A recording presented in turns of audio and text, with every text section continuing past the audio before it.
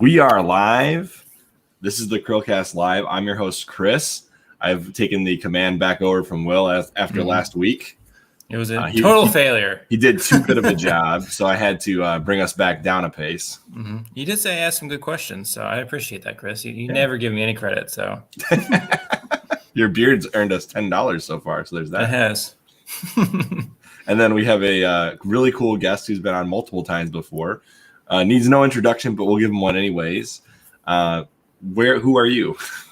I am Spencer, otherwise known as the world's most renowned limited run historian. I've actually always said this. I'm not kidding, because I've never been distributed. I've never actually been disputed by this. I have the largest limited run collection from someone who's not an employee, and I have a disgusting encyclopedic knowledge of them and other limited print companies, because literally from their inception in 2015 to 2019, I bought everything they ever put out ever. So I have to ask, is that more from like a collector standpoint, or were you actually interested in every single game that they released? I'm gonna, not to pick on you, Chris, I'm gonna say this is probably limited run Doug was probably my Tommy Tallarico. He took me around in the Lambo a few too many times. I had him on in the podcast. I invited Doug to come on and talk about basically talking about not related for SMTN. I had Douglas come on to Shin Megami Tensei Network just because I wanted to interview as many people as I could.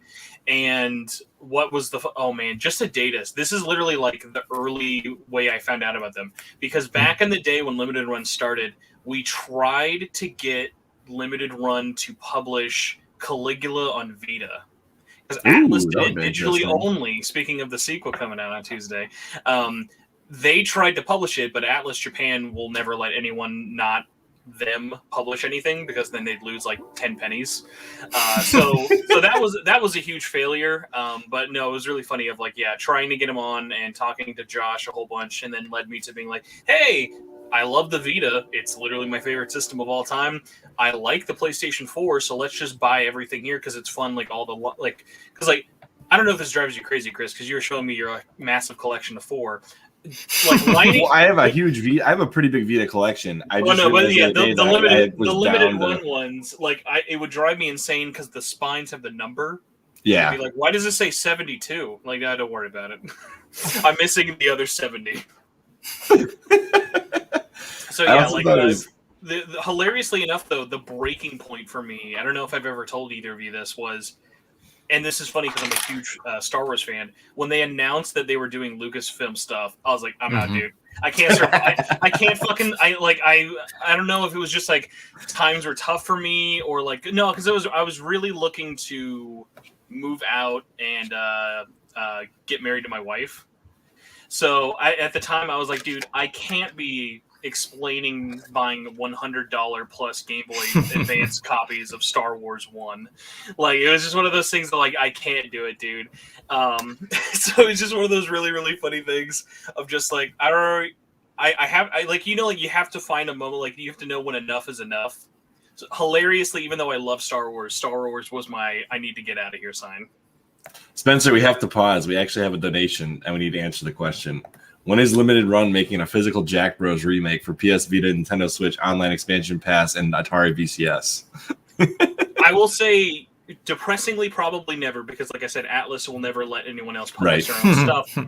But I will say this. They actually just put out, and I think they might even have some copies left because I have their website pulled up. Jeremy Parrish, who works there now, used to be at Retronauts. There you go. Yeah, there's still a copy left. The very bottom where it says books, board games, and more, they are selling a Virtual Boy Works, and it is basically an entire encyclopedia going over every Virtual Boy game, all 20 of them. I see that. And on the cover is Jack Bros, because let's be real, the Virtual Boy has 20 good games. Yeah, that's a fair point. And the Wario game on there was awesome. So that's one of the few games that I don't believe ever got ported off of the Virtual Boy, but would make sense since it's a first-party Nintendo franchise. Oh, my! So many of the actual good ones are crazy, because even Mario Tennis started there. Mario Tennis is really good on there. kind of crazy to think like what franchises started and or saw a really good game release on this platform and never saw the light of day anywhere else. See, that would make the Nintendo Online worth it if you get the Virtual Boy games on there. I don't know, like, what this says about me as, like, a jaded fan, even though I love Nintendo. Like, when I saw that $50 price tag, it just went over me like water. I was like, okay. I wasn't even surprised. I was like, because I already thought the normal Nintendo amount of, like, $12 a year was too much. So, like, at that point, like, the 50 is just like, whatever, dude. Like, put your Banjo-Kazooie tax on it. I don't care. Yeah, I mean, between the Sega tax and the Microsoft tax to get those games on there, right? Anyways, I wanted to jump in with a specific question for you, Spencer. But before we get into that, I noticed something really interesting about Limited Run's website. And this is exactly what I expected to happen, was how much they've expanded from what they started with. It's like... I don't even recognize this website anymore. Yeah, like what's so funny is like I have so many friends who like are you much like you. Like I dabble, I pick up what I want, maybe a Shantae or something, or just like something that interests me, like a weird one, like a Night Trap. Like Night Trap was a big one. So it's like so funny of like now as someone who still follows it all and stuff. Like, dude, their website, I have no FOMO. I used to like legit like be like, oh geez, dude, I don't know how I'm gonna budget to like miss out on this collector's edition. And nothing against what they're putting out. Like they're putting out solid games, but what I think is just so funny is like once I dipped out of it, it has been so easy for me to miss out on stuff. So even going like to our thumbnail, their biggest game they've ever released, Scott Pilgrim. I was like, nah, dude, I'm good. I'll pass. I'll just pick up the copy. I passed up on it too. I'm not gonna lie. I was so excited about it, and then they released it, and then I was like, never mind. Can you two believe that came out this year? That was a January. No, I can't believe it. We did talk about that with Indie Timmy back when. Remember that, Will? We talked about how that was like one of those few games. It was like it was a gem on the PS3, and I think maybe it was on Xbox 360 too, right? Originally, it was 360 and 360 and PS3. No PC port at the time. And so, like, it was pretty insane to think that a franchise as big as that, with a game that was actually playing pretty well, could just no longer exist digitally after a certain period of time. And Spencer has left the building. He no longer exists digitally either. Yeah. So the question that I have for you, Spencer, is at what point, which game on Limited Run's shelf did you start thinking, okay, these are games that I actually want to play? Because the one for me was this. Oceanhorn. Oh my god, dude. Oceanhorn is so... I love that game. So good. By the way, if anyone has a Switch, like, so a lot of people know the first one. The first one sold really, really well. It's a really great, like, Link to the Past clone. You know, honestly, it's not even fair to say it's Link to the Past. It's honestly like an indie's take on Link to the Past in the style of Wind Waker. It's a really, really good one. Actually, fun fact. But I do have this one. Oh, that one is less about easy sell. I actually like Saturday Morning RPG, but that's definitely not a for everyone game. No, but I was curious. Do you guys know who did the soundtrack to Oceanhorn? It's the guy from Final Fantasy. I can't remember what his name is. Nobuo Uematsu. Yeah, because when I picked up on the music style was on that Floating Island in the Sky that I can never think of the name of, and I was like, oh my gosh, this has to be from Final Fantasy, and I looked him up.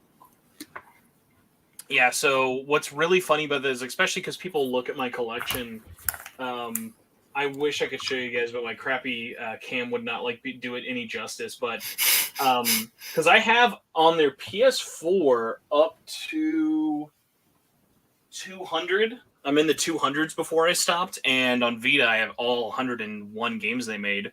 Well, at least that's through theirs. They did a couple other ones, but no. What's funny is like every game I've bought is like one I legitimately love. Like there's no game I bought from them where like, oh dude, this game sucks. And like I've bought some weird ones. Like my absolute all-time favorite. Oh, okay, good. I can pull it out.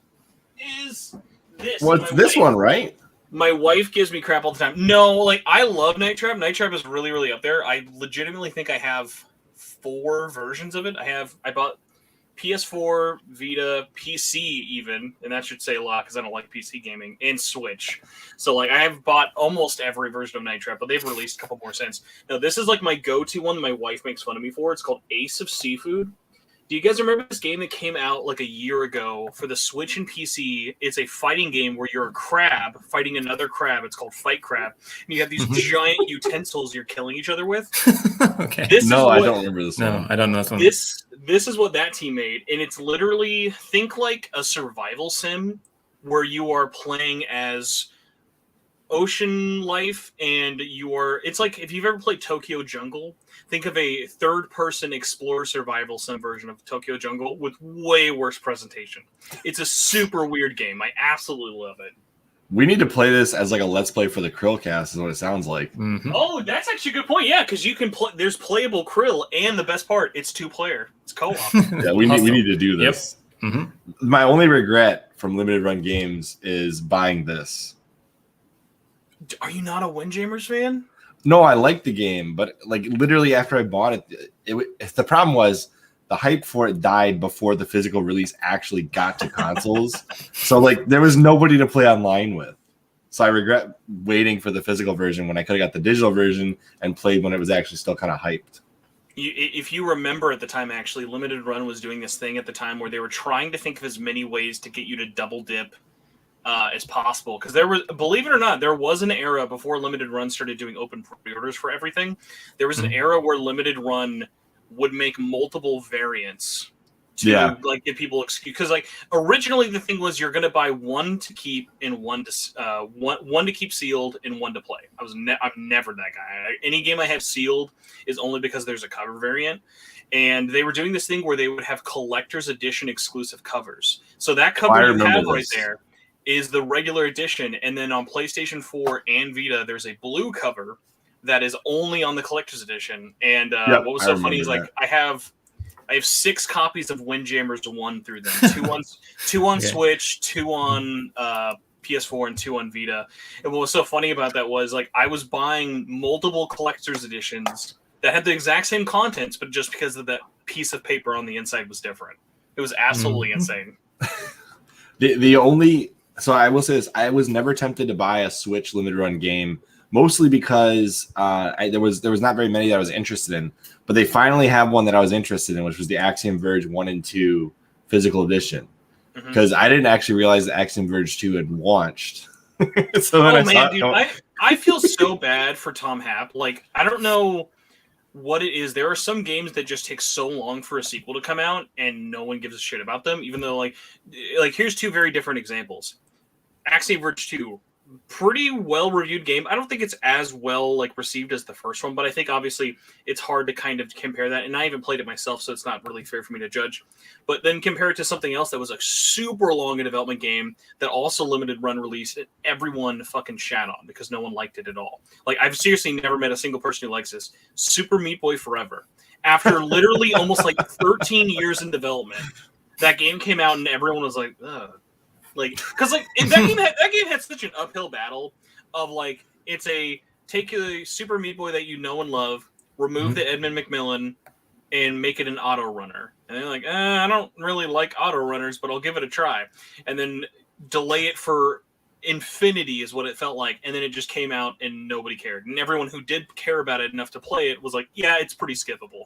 Which is like so sad because Super Meat Boy is like such a pinnacle indie game. Yeah, and the problem that I run into too, Spencer, is because I almost went the route that you did, because I got in early enough that I could have picked up all of the older limited run games when I got in at it. Because the first one I bought was Oceanhorn, and then I started going on eBay and trying to buy the old ones. So I started trying to hop in and buy. That's how I got Saturday Morning RPG, because it was actually relatively cheap for how early on it came out. Only $400. No, I think I paid $35 for it shipped on eBay. Will, you would be surprised. A lot of Limited Run's catalog is pretty cheap, even by today's standards. And what's funny is the rare stuff makes like no sense.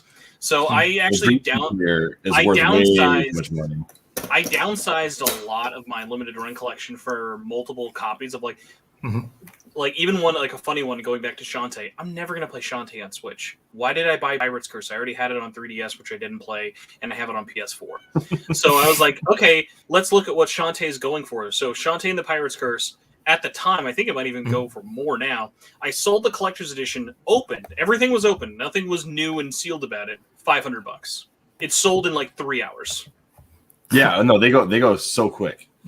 Well, right, but so that's the funny thing is, like, for the things that are rare like that, but then there are a lot of other ones, especially like some of the Vita stuff.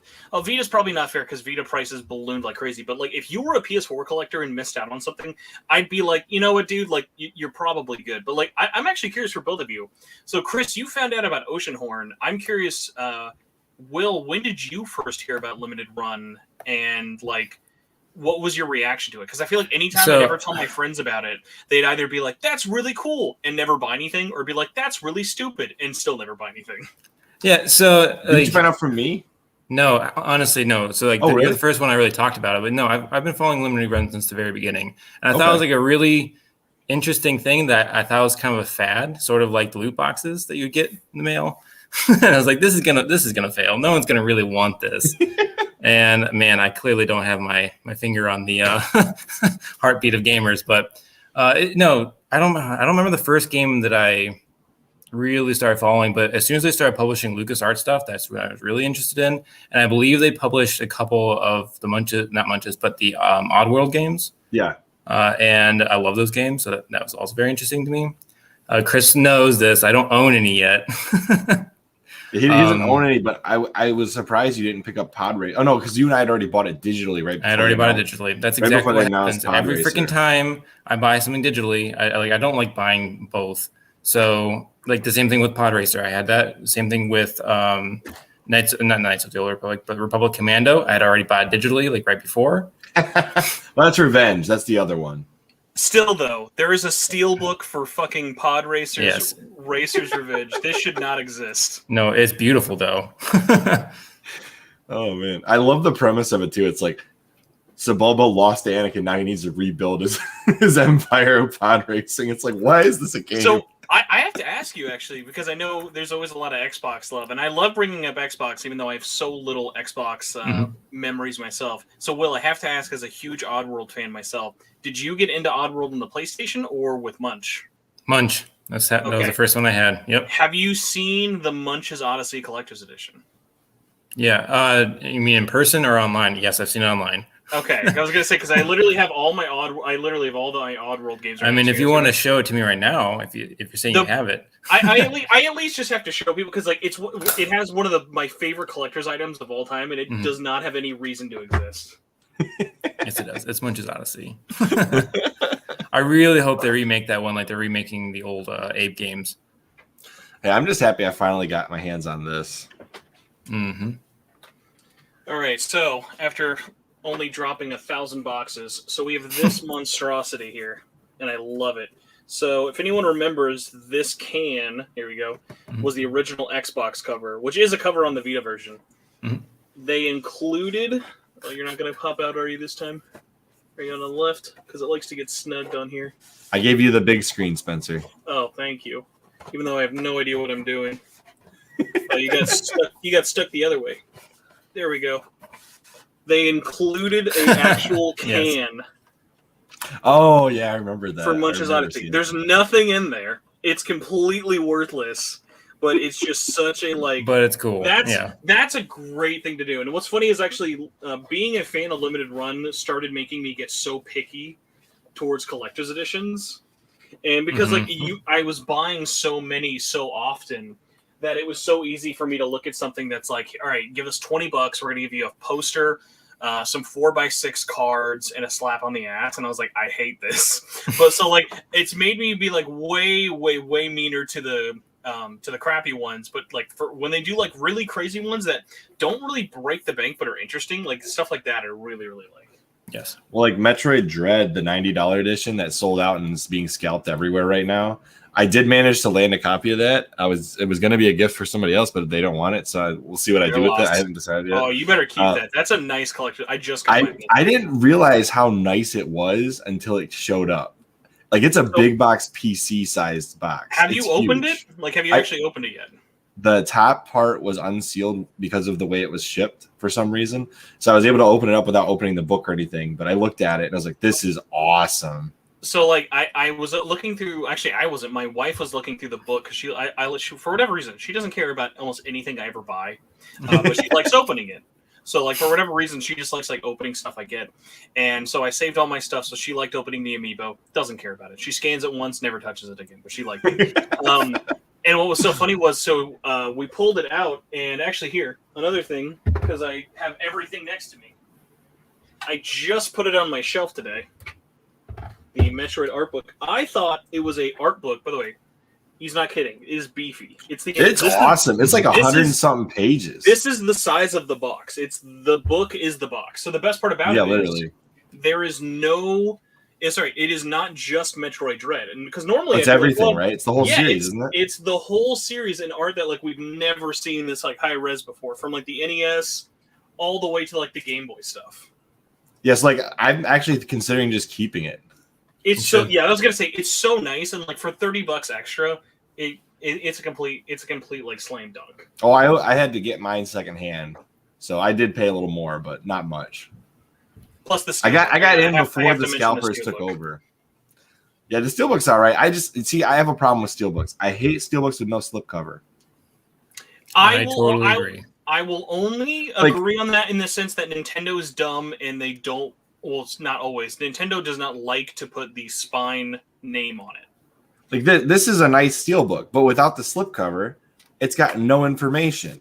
Yeah, look, this is way nicer than this. I agree, but it is just one of those weird ones of like there are just sometimes where like I don't know what Nintendo is like thinking in the weird sense of like they sometimes make like the prettiest Switch steelbooks, and then sometimes they make Super Smash Brothers Ultimate. Which here you go. Oh my gosh, that's just nothing. This is just all black. No text. Okay. Oh jeez. And they got beautiful artwork inside, of course. Oh man, that's even you're being too nice. They pick the boringest stage. They have over 100. I'm just saying, pages. it actually looks nice. It actually looks nice, though. You know what I mean? Like not everything can be the Kingdom Hearts stage they just announced, which was, I'm not gonna lie, like the Kingdom Hearts announcement being like cloud gaming is stupid, but whatever. I want to get into the meat and potatoes of this podcast though, so let me get this first question out of the way. Limited run games exists in a space because basically AA developers and indie developers had no way to publish their games physically in the postmodern era, which is PS4 and beyond, and Xbox One and beyond. Which although they did try to publish on Xbox One. I remember following that story very closely. But Microsoft could not get the production numbers low enough that limited run games could actually publish on the platform. That is correct. Although I might have just had a fever dream or I'm breaking an embargo, I don't actually know. I think they had just announced their first Xbox game, but I might be wrong, but please continue on. But yes, that is correct. Because most people don't know this because it's NDA to all hell. So Nintendo in America, if you want to make a Switch game, you have to make at least 5,000 copies, which is actually not the lowest amount you can make. In Europe, they can do up to 3,000, which is why there's a lot of European companies we'll get to later. PlayStation 4, 1,500. Same with the Vita. And actually, Vita, you could do 1,000, but RIP. And PS5, I actually have not had confirmed to me, but I've been told that you can do really, really small. So I would assume PS5 is the same as PS4. Xbox is crazy. It's over 10,000. It was like 50. Well, wasn't it? I thought it was 50,000 was the minimum. They brought it down lower. I've heard that there are runs that are in like the 10,000s for like certain retailers and stuff, but the lowest run I could find was around 10,000. But what's the reasoning behind that? Because Xbox they don't own the rights to Blu-ray. So like if you want to publish on their platform, they actually set up production. Actually not true. What's the one? Well, I guess who here actually has an Xbox game, like a physical Xbox game near them? I've got a bunch. I've got a whole bunch. So I think all mine are hiding, but if you look at them on the back, you'll notice there's a certain thing that's not on Nintendo and not on Sony. Printed in Mexico. They don't own their disc printing and manufacturing. Yeah, I knew that. I thought it was something to do with licensing rights, though. Like they have to run a minimum run in the production facility. It's literally just the fact that they have to outsource them and they don't own their own factories, which is funny because you think Microsoft is literally a bajillion-dollar company, but Sony owns 2 factories in the States, not even counting whatever they have in Asia and Europe. And Nintendo's really weird. Nintendo is really, really funny. I learned about this, and they're the same with the Wii U. Nintendo prints all of their carts, disc, in whatever medium. They've always done this. They're all printed in Japan. They fly over to where they're going. Yeah. And then the company has to make the box, make the art, make the insert, and then seal them all themselves. So when you get so Axiom Verge, there's a really that one really was such a pain for them to do. Yeah, they literally got sent like 6,000 Wii U discs Discs. with no cases. So they had to find 6,000 Wii U cases and then seal them all themselves. Yeah, I thought that was insane when I finally found out how that all went down. Because Thomas Happ, like, that guy's awesome. I really like him. I've been following him on Twitter since we started this podcast. Axiom Verge is, like, in my opinion, the best indie Metroidvania ever made. When's the Happcast? I would happily have him on, but he's never seemed interested, so who knows. But the story behind this was so interesting. So interesting. And I'm happy to have gotten it. And I was sad there was no manual, but once I found out why there was no manual, and I was more forgiving about it. But it basically is just exactly what the Switch copy had, except with a Wii U disc in it. Because it's got the making of documentary. It's got all the cool stuff that the Switch one had. The art book. This is a pretty cool art book for being an indie game. The poster, right? And then the thing that the Vita version didn't come with, which is this CD, the soundtrack, and the making of. Whoops. If I can hold it right, yeah. So it's a cool collector's edition. I'm not gonna. Oops, and as I drop it and break it into a million pieces, I'm happy to get these types of games. And Will, I think you should get the Axiom Verge games. By the way, yeah, you've recommended it several times. I'm just not getting into Castlevania games, so I probably will pick it up. You've got till the end of October to buy it on the Switch physically if you want 1 and 2 together. And I think it's only $60 on Limited Run's website. It's a pre-order right now. So like if you want this game, I'm free promotion for Thomas Happ. Go to limitedrungames.com. This whole podcast is. I mean, Limited Run's really cool. So how do they make the decision of what console to actually release on? Because the Wii U, I love the Wii U. I have the Wii U, but not very many people do. So how do they make the decision? We're going to release this game physically for this system. What is the market analysis? I might be able to answer that for you, Will, actually, now that I'm thinking about this. Essentially, it was always planned to be released on the Wii U. That was an idea they had. And then Limited Run Games worked with Badlands, the publishing company, to get that on the Wii U. And then over the course of 3-4 years of trying to get that to happen, they found out that Badlands didn't have an actual... There was a lot of issues with Badlands. Let's put it that way. I'm not going to get into the legal aspects of it because I don't know everything that happened. It's a whole story. Yeah, but it was a mess. Literally multi-year story. I actually remember 2016, I think. No, it was when it was announced, right? No. Because I remember I learned about this actually before it was official. I knew about it for years for the most happenstance reason possible. I was at Mo GameCon, which is a small convention in Missouri, and I was talking to Douglas. It was the first time I had seen him in person at a convention. And what was so funny about it was we were talking off the record, and he was like, yeah, so you want to know a funny story? We actually signed a deal to be... So the plan was they were the exclusive distributor because that year Axiom Verge was going to come out at retail on PS4, Vita, Switch. And they'd announced Wii U, but they just didn't say any specific plans. So Badlands basically came to them being like, hey, retail fucking hates the Wii U. Will you take these 6,000 discs off our hands? And they were like, sure thing. And over the course of that happening, Badlands had failed basically so bad in terms of publishing that their entire North American branch just dipped. So they did a couple of things. It went gone, just overnight. But what's funny is they're all still here in terms of Europe. They're still a big European publisher, and they still do a lot of games still to this day. But they did Ollie Ollie 1 and 2. They did why am I forgetting? Really good shooter. It's only the sequel on PlayStation 4. Oh my gosh. Oh, Velocity 2X. They did Velocity 2X and Axiom Verge. So they had some solid titles, but they just completely tanked at retail. And what was funny about it was, Douglas told me, he's like, we're going to be the distributor, but everything's up in the air right now because we're not sure when we're going to do it because Wii U is such a new process for us. And then it was literally I think 3 years of just legal. They basically tried to sue them for 3 years and then just gave up because they're all the way halfway across the world in Europe. and there's nothing they can really do. And they got to a certain point where they're like, okay, well, we tried every legal means we can, so now we're just going to publicly shame you. And what's really sad about it is they publicly, like, they wrote up a whole Medium article or something, and they explained the whole thing about how the company just basically never gave Tom Happ any of the money that was promised. Because if you bought the game was like, hey, all of the proceeds to this are supposed to go to his son. And well, the charity organization associated with his son. I don't think it went directly to his son. It is basically for a trust fund that was going to go to him for like when he was older. But what was so funny about it is, so they got none of that money, and what was the funniest part about it was nobody cared. Like, it's really fucked up, but what's really messed up is Badlands is still around. People still buy all their games. They're not shut down as a company. Like, I don't know if it's just because it was such a niche kind of thing or so late after Axiom Verge. Like, I think if that was a thing that got, like, happened closer to that game being big, but, like, someone just being like, hey, a bunch of Spanish people screwed a disabled kid out of a trust fund. I'm like, oh, that sucks for them. I can't do anything about it. Yeah, that was pretty much how the public reacted to it.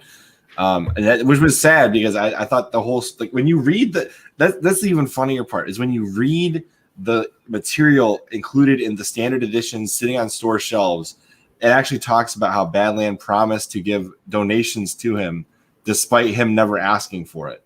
And then come to find out none of that ever happened. I was like, that is such a joke of a company to do that. The ultimate fallback was like, well, we planned on giving it to you, but we did also never tell you, so there you go. And when we went into bankruptcy. Thomas Happ, you have created at least one. I haven't played number 2 yet, but number 1, Axiom Verge 1, is one of my favorite games on the Vita.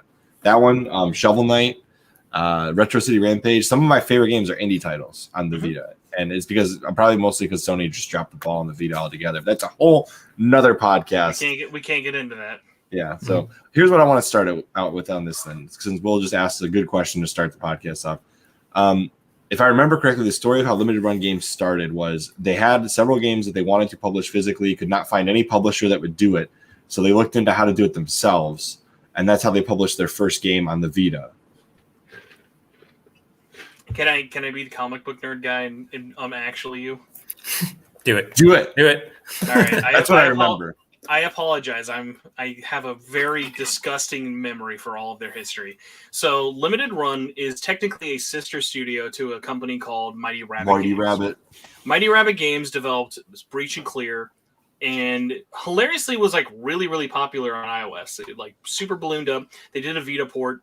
I think 5 people bought it. They also developed, there's such a great story, by the way, about how they funded Saturday Morning RPG. It's involving a Kickstarter and a publishing company who both hilariously blew up. But the whole thing with it was they were basically about to go bankrupt because all of their games weren't basically making any money. Saturday Morning RPG kind of tanked. Breach and Clear did pretty well, but when they tried porting it to other consoles, no luck at all. Funnily enough, Chris, there was going to be, and I think there is a completed dev version, but they'll never publish it. There is a Breach and Clear on Wii U. They made that port, but they just never published it. So what's really funny is it costs money to keep your game on the store for Nintendo. Like, when Nintendo is just so weird about that kind of stuff. I can't imagine if you're like going bankrupt, you're going to publish on a platform that requires you to pay money to stay on their platform. Oh my god, the Wii U era was so great if just devs would publish games on the console and be like, man, Nintendo fucking sucks. Like, that was my favorite part. I'll never forget when Lauren Laney put out New and Tasty on there. He's like, it took us 3 years to get this port made, Nintendo wouldn't even promote us. What a bunch of assholes. And so the whole thing with that was basically Mighty Rabbit was just floundering money, and they had enough. Basically, Josh, who was the founder of Mighty Rabbit, basically came up with the idea of, okay, let's pull out all of our bank loans or whatever.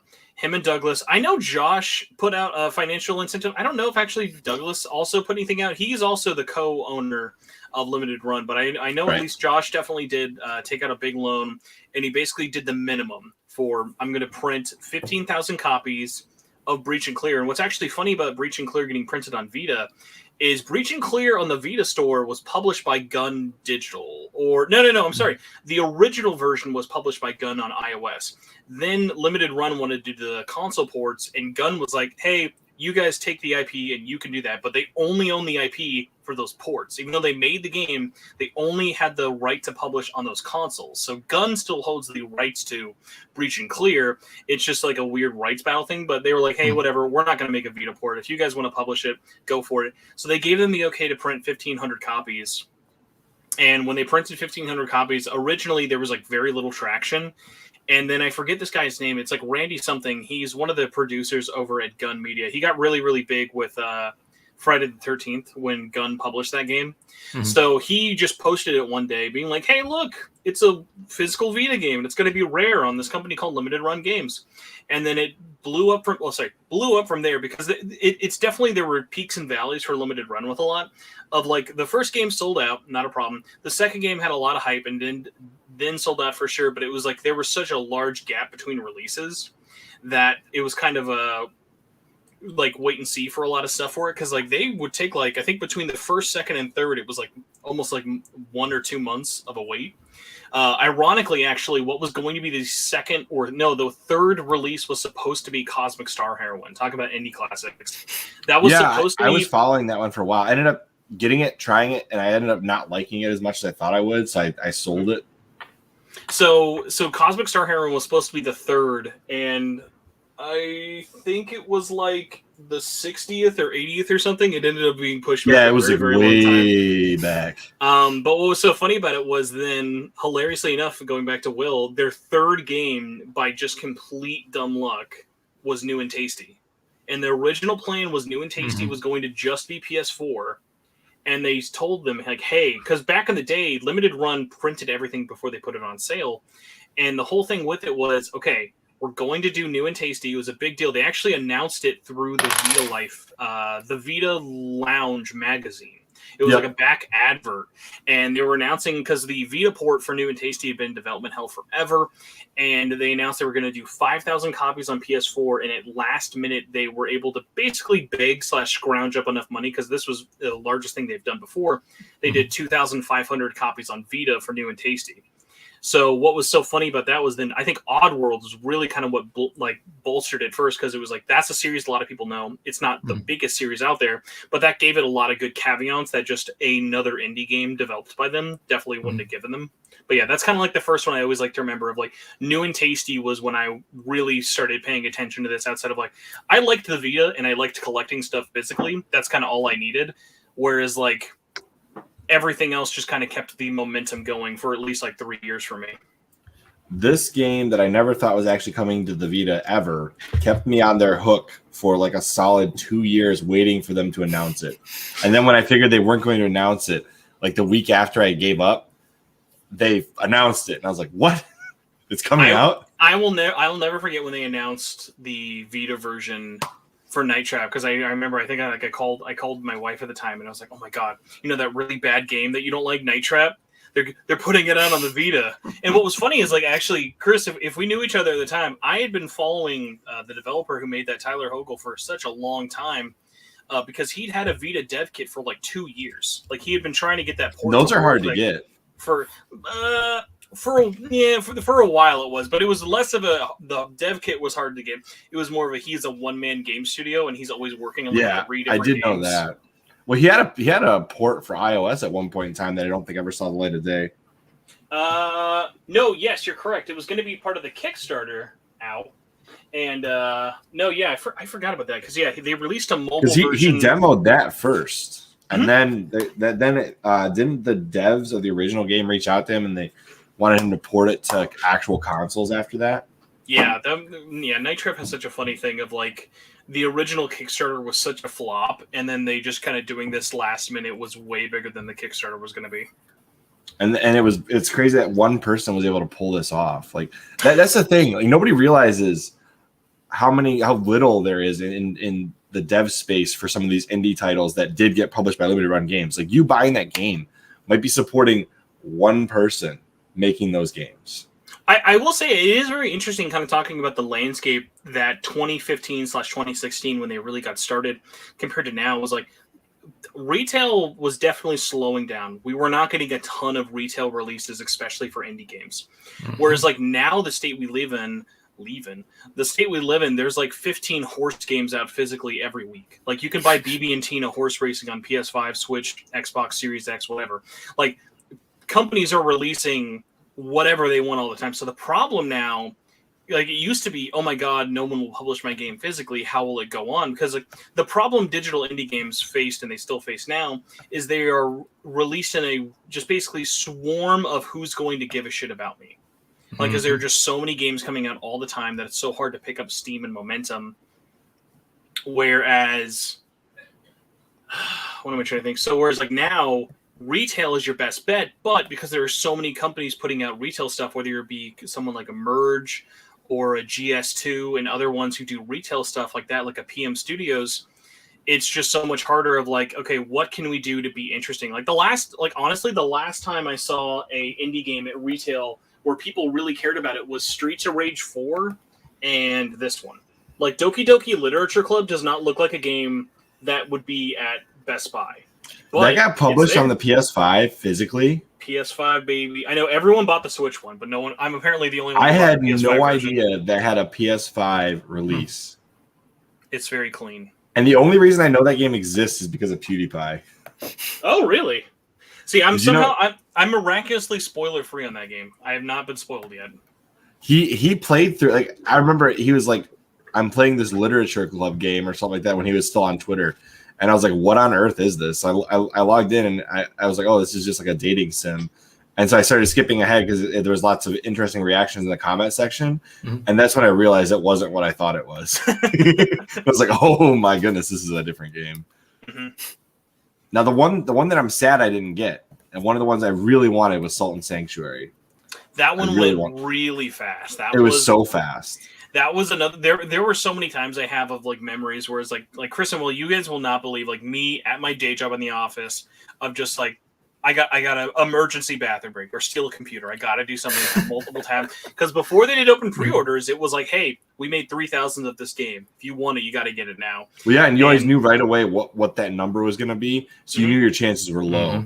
Thankfully, the scalpers don't have the tools they have right now, or there would be no chance of us getting these games.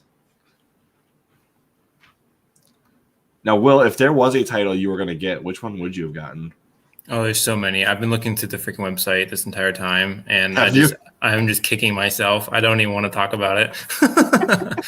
They're cheap. Basically, if you get them when they first come out, they're cheap. Yeah, I might pick up the Crisis game. I've always wanted to try it, and I see it's coming out to the Switch. So yeah, Crisis Remastered. Mm-hmm.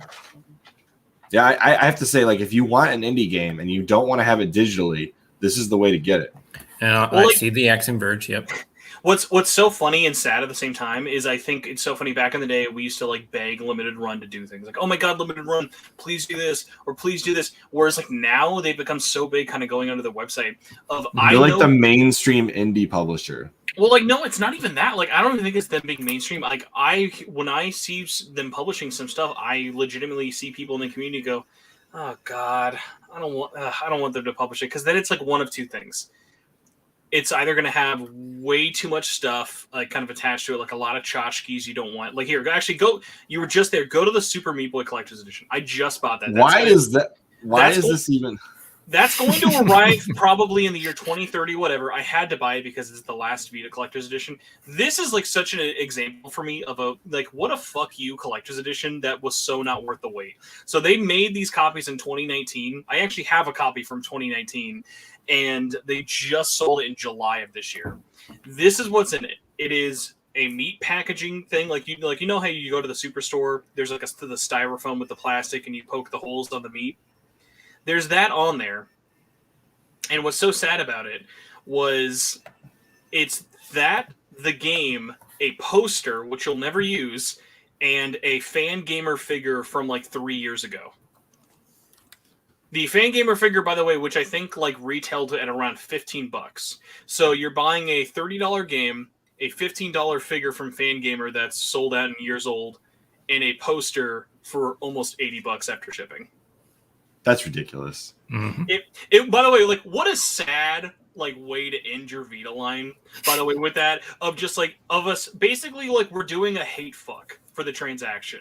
Like by the time like you're not even going out on a high note. Like you're going out on a like Like, wow. Well, I thought Papers, Please was going to be the last one. I'm not going to lie. It was supposed to. So the Vita plan had changed so many times on and off the record. The plan for the longest time was release Super Meat Boy first and then Papers, Please, because Papers, Please is a really highly critical game. Like, it's a very, like, whereas, like, Super Meat Boy sold bajillions of copies. Like, Lucas Pope is, like, such a huge deal in the indie scene. Like, Papers, Please. Oh, yeah. And what's interesting about it is people don't probably remember this, is that's the only console port. Because what else could you put that on? Like, you could probably do it on the Switch now, but there's no Switch version. Papers, Please is only on PC and Vita. And what's really crazy about it is Lucas Pope actually did a great blog post way back in the day about how that port took so long, because Papers, Please has so much text on screen that needs to be legible, and they had to fit that onto a screen that has like a resolution of 500 by it's like 540 by like 480 or something. Yeah. So they had to do a ton of work into that port. So that one sold out. Oh, Hizzy Hay cut low here. Yeah, I was gonna make the same joke, but he cut pretty low here. Oh, dang. Sounds like I still have my Vita, thank you very much. It's right here, ready to go. I love the Vita. Mine is still in my limited run case, my one of two. I almost bought one of those limited run cases, but I have this really nice grip, and it would never fit in that case. I'm going to be real. It's not the best case. I've been looking for a replacement. I just wanted it because it was limited run. Yeah, exactly. Like it was that thing of like you're buying it like because like you're buying into a brand, and exactly. like I'm glad that I got out of it for it. But yeah, I mean, like the Vita thing has such a weird thing, and actually, to be fair, they're actually not done yet. They have one more Vita game. They're probably going to have to sell it, but it's actually tied to one of their biggest controversies, which is such a stupid controversy. Wasn't it? Well, hold on. Before you say what it is, isn't it essentially if you bought all the games, then you can get access to this one? Yep. It is a full set bonus. To be fair, I will get it for free. If you bought all 101 games, which I'm pretty big in the Vita community, which is saying like I'm big in my swing club of 3. But like I know one other person with an entire Vita physical collection by limited run. Like one other person on this entire, and they printed 2,000 copies of this game. So it's called Revenge of the Bird King. Gosh, that's the one. It's Revenge of the Bird King. Oh. Unfortunately, it's not Plumbers Wear Ties. So it's Revenge of the Bird King. I'm actually excited because I actually really like Revenge of the Bird King. I have my but isn't that the one that had the Metal Jesus controversy attached? Yeah, to it that's why I hate the controversy behind it because I actually know the guy who made it and the guy who works at Limited Run. His name is Joe. He's a super nice guy. That controversy, the only thing controversial about it is everyone should have been way more transparent and started to be hush hush about it. Because the thing is, what's really stupid is, and you'll notice this if you're into Limited Run a lot. Josh and Douglas, the ones in charge of the company, I appreciate a lot of what they've done. They might be some of the most thin-skinned individuals. Less so Josh. Josh, I would say, overthinks and worries a lot about what the community says, acting like the majority. So, like, when the full set got announced, everyone was like, what the fuck? I have to buy 101 games for this one game, thinking it was going to be a big... Like, by the way, guys, not everyone likes Revenge of the Bird King. It's that game you've seen on Switch for 99 cents. It's actually been a penny before. It's a very cheap game. But, like, I like it because it's like, oh, that's a funny thing that's, like, it's made by... Like, there's no other reason this game would deserve, or not deserve, like, should get a physical release. But that's a fun full set bonus, like, gift item. Like, you wouldn't want to put something like a Super Meat Boy, like, behind a, like, full set requirement. It would be a game where, like, no one's going to have FOMO. But the other thing about it, what's really funny is... Except Spencer would. The most FOMO. Oh, man. Speaking of FOMO, I have they did a 5-year anniversary gift recently. And I saw that. Explicitly left out of that, and I'm still very salty about it. Like, I could probably pester more people there. But, like, I cannot believe that I did not get sent the 5-year anniversary gift, and I've not figured it out why. But what was so funny about it was... Yeah, there's this whole big thing about, like, oh, I'm going to miss out on Revenge of the Bird King. I really like Revenge of the Bird King. I like Super Gun World. But it's like, that's not something to feel, like, bad about if you don't get it. Mm-hmm. And the best part, remember, this is only going to go to people who have a full set. And then once they've found all 10 of us, they're going to have we're going to have 1,900 copies. So they'll sell them eventually. Mm-hmm. I promise you. Yeah, you're probably right. I've never had fun. Like after I realized how much money it would be to invest to go back from Oceanhorn back to the start of limited run games. Do you guys publishing. know how much nicer of an apartment I would be living in if I'd never bought anything from limited run? Not even anything. If I stopped at Switch, because I was a fucking idiot when the Switch came out. This was literally my thought. I'm gonna own every physical Switch game because I thought I loved the Vita. The Switch is basically Nintendo's Vita, even though I definitely don't play it as much as my Vita. I was like, let's buy a bunch of Switch games. I literally went from March to July until I said, "What the fuck am I doing?" But even with that being the case, when I gave up on retail in July of 2017, I kept buying every limited run Switch game for like 2.5 years. You mean Vita game or Switch? Switch. I bought every limited run Switch game from whenever they started in 2017 or 18 to June of 2020. Sorry. Oh, yeah, because they originally were only doing like 1 or 2 games per release drop, right? Yeah, back when limit. Oh yeah, because I don't know when we're gonna get to the airing of grievances, but I have like there are so many complaints about like why I have no FOMO anymore about missing out for limited run. One of them being like people used to think 1 game a month was a lot by them. Like a game and a collector's edition and an album was a lot. And now every week there's multiple drops all the time. Yeah, you literally can't like not even if you could afford it. Like what a not fun thing to just keep who goes to the grocery store every week and like, oh, all right, it's my time to spend $100. I can't wait. Like even though you're gonna eat all that food and you'll have like its use will be taken out if you're doing everything right. Like the idea of going to limited run like 1 to 2 times a week to drop $100 to $150 at maybe minimum, because there were some days like when they did River City Girls or when they did like Shantae for the 9 millionth time, like bro, trust me, if they were doing Pogs back when I was full setting, I still would have noped out, because like as much as I find Pogs is a funny meme, I do not need to be like buying $20 Pogs. Yeah, I pretty much gave up on limited run, and I was like, I'm just going to get the entire Fangamer set of PS Vita releases, which is like 2. There's actually a great story behind that, because technically it's actually only Shovel Knight. They did publish Undertale, but there's a funny thing of they actually split publishing between that and the localizer, 8.4. I wanted to ask you, because we are apparently doing Antique Roadshow, I feel like you guys would appreciate this. Please tell me I'm not the only CD lover. Who here has a CD collection? I do. Like CD as in music or CD? Music CD. Oh, I have a whole bunch of CDs still. And I actually have a stack in my car because I brought them in there thinking I could still play them, but I have a new Fusion and there's no CD player. Oh, okay. So to Chris and Will and everyone else out there, I hope you like this. Let's get my crotch cam here. This is just limited run CDs. Oh my god. I'm going to even try and lift this. This thing is like a fucking death trap. He drops it, the entire collection. Oh my god, it literally weighs like 50 pounds. That's a lot. Yeah, I remember when they were doing the CDs, and I thought there was a couple. Well, they're still doing CDs. That's the crazy part. They're still doing CDs. And like let me get back to what I was saying though. Like I thought that the CD thing was cool because there were definitely some games where I thought, you know what, I might consider getting this CD. But if I remember correctly, didn't the CDs? Like it was a separate purchase, and it was like $25 or something half the time. So yeah, they originally used to just sell them on their own, of just like you could buy the game with the CD as a CD bundle. Because like with these CDs, they may be printed anywhere from 300 to 400. Like these are very limited prints. Actually, what's really funny is this one is not even limited run. This was for Amazon. Amazon had a program where you could basically print on demand CDs. Hence why the back looks very generic.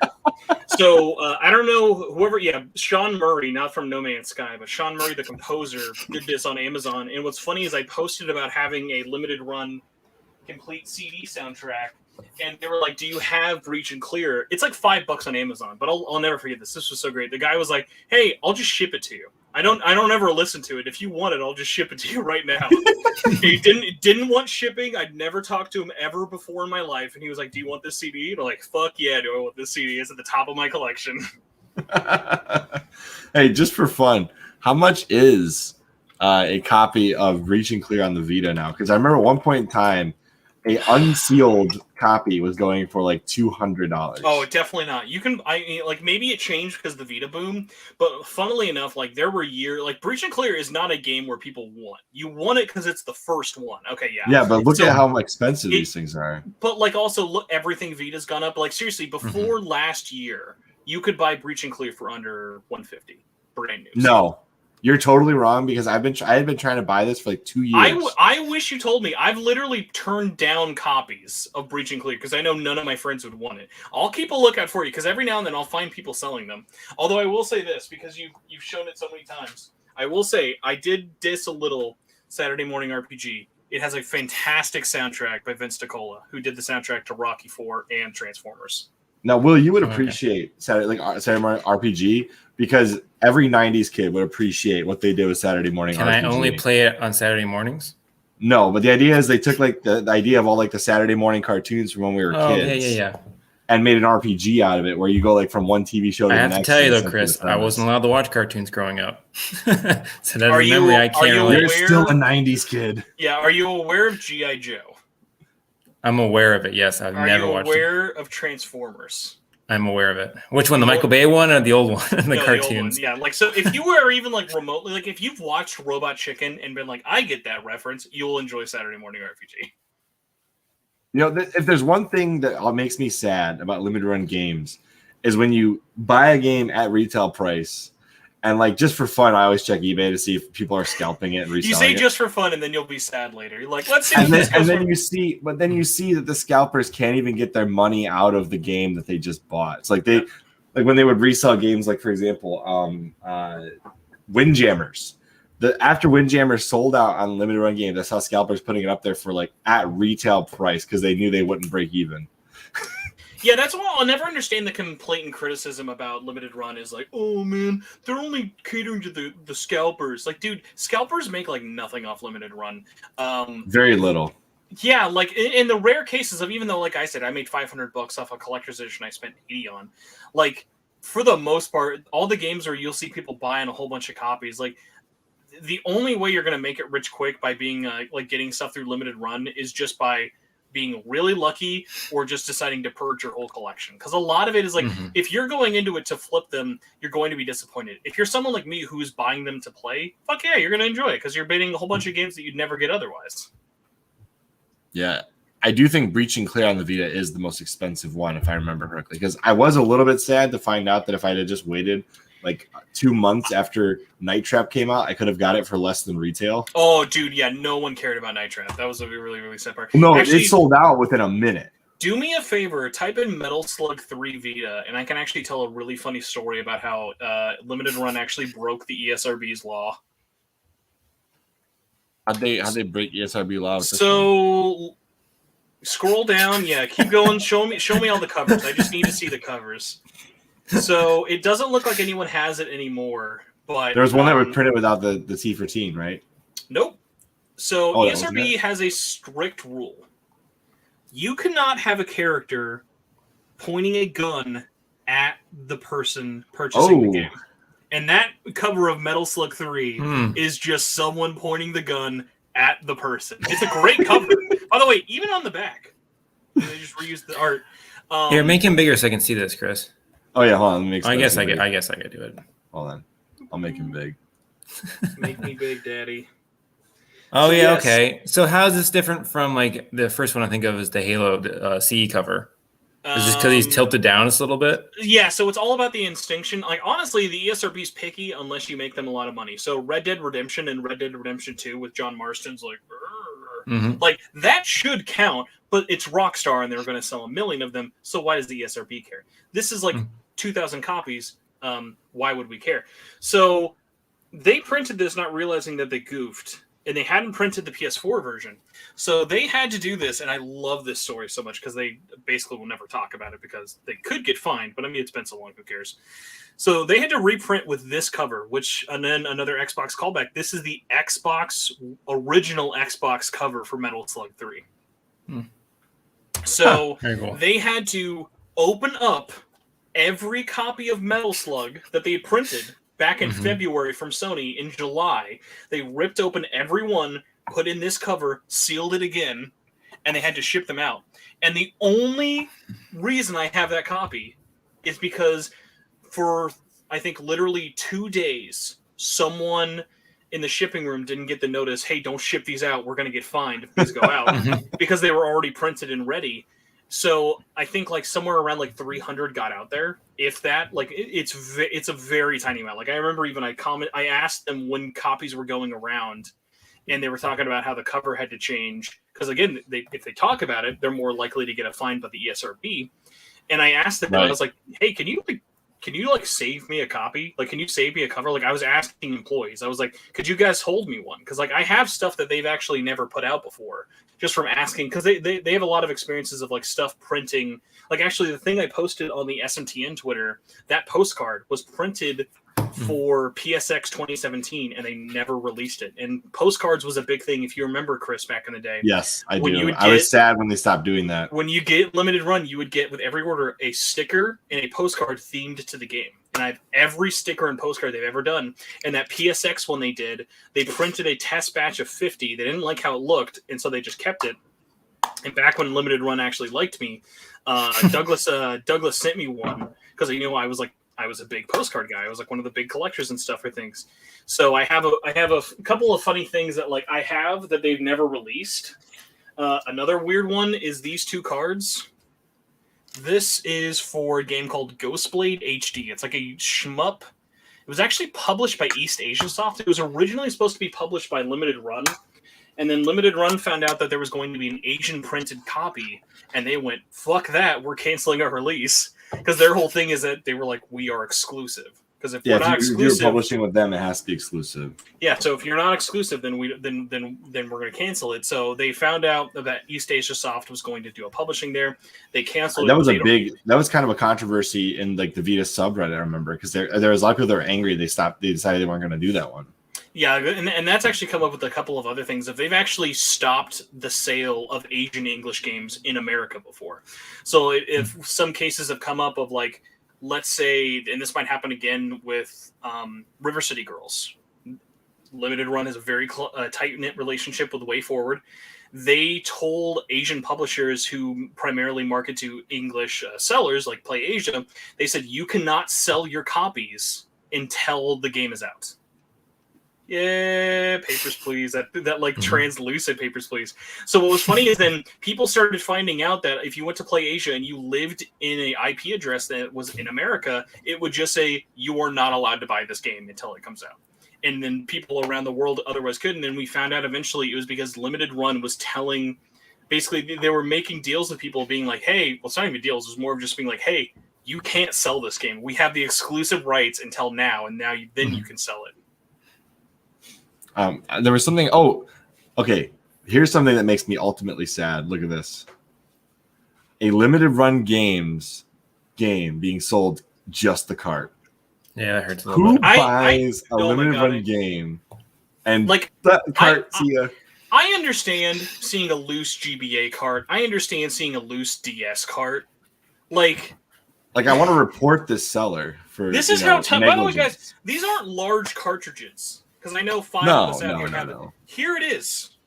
Here's Metal Slug, the size of my thumb. For reference, the size of my thumb as well. Massive manly man thumbs over here. I gotta say, like, it pains me. Although I will say Limited Run did a really good job, and this isn't a Limited Run game, but they did a really good job with pointing out that, hey, we should use this thing that says PlayStation TV compatible when games are actually PlayStation TV compatible. And they're one of the few companies that did that. They actually started getting a lot of blowback from, because if you think the PS Vita community is small, let me tell you about the PlayStation TV community. I belong to both. I'm not even in that community. People always get surprised. They're like, why don't you have a Vita TV? Because they're like $300 to play a Vita game on your TV. I have turned down free PlayStation TVs. I'm like, I don't need this. Like, I don't want to play these on my TV. So like, I have it for streaming. Like, if I ever want to stream a Vita game, I can do it with that. So, like, the whole thing with it, though, was they had a lot of blowback to early games not working on the PlayStation TV. They were like, hey, because there were weird situations where they would have a game that worked on PlayStation TV digitally, but not the physical version. Because the way you had to code the games for a while, limited run, it was just not working out for some aspects. So there were some games where they would have it not work on the physical version only, and people would get really mad about it.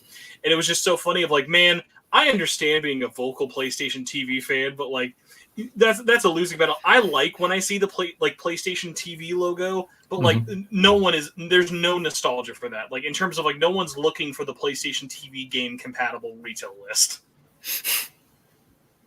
Well, like in terms of like, it's not like it's the because like it's still the same system at the end of the day. It's not like it's the Sega CD 32X games. Like that's cool. Look, like that's a thing of like Spencer, you don't understand. You don't understand the amount of PS TV compatible games list is only small because Sony limited the ability to play games that would totally be compatible with list. So seeing this, the seal of approval means something. But no, I was actually curious for you guys. By the way, RIP to back in 1995. I love that game. I cannot believe how expensive that game goes for now. Well, look at this. Somebody's got a sealed version of. Oh no, I'm sorry. This is a pre-order. $12,000. There's just no way we'd ever buy that. Make it 30 now. We got. You know what? I should just put a watch on there. Look at all the watchers. You're gonna get an email in 3 months saying they've dropped it to $11,000. Yep. Or like a special offer where they dropped $5 off. No. In order to get an email, I learned this because I sell things on eBay. In order for you to get a notification to anybody watching your product, you have to drop the price by at least 10%. Oh, okay. So it would have to drop $1,200. That helps because back in the day, I used to get emails being like, "We dropped it 50 cents," and I'd be like, "That's a waste of data. You just wasted data getting that to me." Well, but if it was a $5 game and now it's $4.50, then you get the notification. So this is the thing I want to ask you guys, and I want to ask Will first because you have the least amount of experience. But I always love asking people who have outside knowledge because I think once you've bought into it, like. Whether you have 100+ games like me, or if you have like 10 games like Chris, there's the thing of like, well, I've already adapted. Like I'm part of the ecosystem. Like we've collected a little. So I wanted to ask you, Will, from your outside perspective, what are your complaints that you've heard about limited run? Like, what's the big thing that you ever hear? Honestly, the only people who really talk to me about it are people who already have bought into the ecosystem and they freaking love it. So the only complaints I hear is that maybe they didn't get a copy of a game they wanted, or the game that they want published hasn't been published yet. That's really the only complaints I've heard. Chris, what about you? Like, what's the big one that comes up first? Like the big complaint? Like if it was yours or one you hear? I'm still mad that Catherine didn't get published physically, and I wish Limited could have got it. But Atlas, there's that. But no, my big complaint was actually was the Oceanhorn drop was something that screwed up. It was the only one that I wanted at the time. I wanted this game so badly, and somehow like the notification didn't work. I had never had an experience buying one prior, so I like got in it like 5 minutes out from the drop, and it was already gone. And so I had to go on eBay and buy a copy off a scalper for like double the price because he didn't realize what he was holding on to was going to be $100 2 months after that. And so I managed to, I was like, hey, man, I really wanted this. You beat me to it. He's like, oh, I always buy 3 copies and make my money back by selling 2. I was like, you suck, first off. But I was like, dude, come on. Just work with me. E-begging on eBay, I've had a lot of good results in. And if you message someone on eBay, because that's literally how I got Super Meat Boy and Papers, Please a year and a half early. I messaged them and I was, oh my God, I was actually, Super Meat Boy was a 2.5 year wait. I messaged people when I found out copies went out through blind bags. There was 50 copies of each game out early for 2 years ago. I messaged people and I was like, hey, I am looking for this. If you will sell it to me, I will take whatever price you want. But it was basically being because like people would basically not know what they had on them, try and have a higher bidding price, and I would stop them before the bidding would get to them. So that way, I only had to pay like maybe I think I paid like 80 for Super Meat Boy, and I think for Papers, Please, I actually got pretty lucky on that one. I think I got Papers, Please for like 50. So I still paid over standard, but I got it so much early. And wait, you got Papers, Please for 50 after it already come out? No. I got Papers, Please for 50 before it came out. A year and a half before. Didn't it go into a blind box on accident? One of my most painful videos on my channel of me spending $500 on the maximum amount of blind boxes for those 2 games, and I never got either. And the best part, I cut myself while opening that. So I end the video looking like I'm about to cry and I'm just bleeding out of my hand from a cardboard cut. And like that video kept getting views. Like it's got like something like almost like 4,000 views or something. And I'm like, you know what? That's okay. I deserve this. Like the only saving grace of that was that told me and so many other people never do LRG blind boxes if you want something. Like do it if you don't care and you don't own anything and you don't have any FOMO, but like their blind boxes like got so bad, like people were like memeing it last year of like that crappy Jumanji game that no one liked, they were putting in their blind boxes. So imagine like you buy a limited run game just to find this thing that's on like Target clearance for $10 for the Jumanji game. Hey, just for the record, we covered this right in the beginning of this podcast. So after this is over, go back and watch the beginning. I don't think like I don't really want to cover this again, but just think about it this way: Xbox's minimum runs are a lot larger than Sony's. I do have an update. I was correct about they had not said anything yet. Oh, so the funny thing about it is, it's not official yet, but I've heard, ironically, actually not through people who work at Limited Run, but through Xbox people, is that Limited Run is in discussions with Xbox in their first Xbox game. Is going to also be on PS4. Does anyone have a guess about what it's going to be? Ooh, what is a Knights of the Republic? What is a big Xbox? Knights of the Republic will be through THQ Nordic, so that doesn't count. That's true. So it will be a Xbox game dev exclusive. Like Xbox owns this developer, but it's also on PS4. It just came out this year. Got to be Bethesda then. Nope. No. Nope. I'm also on PS4. Battletoads? Psychonauts 2. Oh, Psychonauts 2. Psychonauts 2. Psychonauts 2 doesn't have a retail. They have to already print copies. Somebody guessed. Yeah, and says the chat is behind the live video. He guessed it before you said it. Even better, yeah. 10 points to Jag. Yeah, so they already have a huge relationship with Double Fine because they printed Broken Age, bunch of other stuff. They did the original Psychonauts, the PS2 version on PS4, and they owe Kickstarter backers from Psychonauts 2 physical PS4 copies. And so at that point, why not, if you already have to go through the hoops of printing copies, why not work with Limited Run, who, because let's be real, Psychonauts 2 is a great game. That's not a retail game. That's not something you're going to put at retail and going to get a lot of traction. That'd be perfect for Limited Run, and I think Xbox knows that. There's a couple of Halo games that never got physical prints. Spartan Assault, and what was the other one? Will Spartan Strike. Strike. I'm gonna get this Psychonauts 2. This is exciting. I would not get Spartan Strike though. Hey, if they put Spartan Strike and no. Kristen will hear me out. The two top-down games, and they do a home console physical exclusive port of the arcade game with 4 players. Yeah. Okay. Okay. If they got Fireteam Raven put out, I would buy that. Yeah, Fireteam Raven is actually legit fun. It is. It's short. It's like maybe a half hour to an hour tops, but it was fun. A lot of fun. I was just thinking about this though. I think Microsoft owes us a specific game print in about 3 months from now. We need MCC complete on the disc where you don't have to download anything. I want content complete MCC. I was just thinking about that because they're still printing copies of Master Chief Collection. And what's funny is like that game, like what if you took in a launch disc and tried to play it? No. If you installed it, how big is that download? Because like remember, what's the big thing they did with Master Chief Collection? I don't know. Maybe I can look it up right now on my desktop. Well, they've added multiple games to it after it released. That's not even the thing. The craziest thing is they ported it to Unreal. They changed it and they made all of them run in Unreal 4. Master Chief Collection was whatever engine they were using custom before. Are you serious? Are you sure? They made it an Unreal game, so it's an Unreal Engine 4 launcher. Unreal Engine? I mean, they definitely use it for the menus and stuff. Yep. Oh, okay.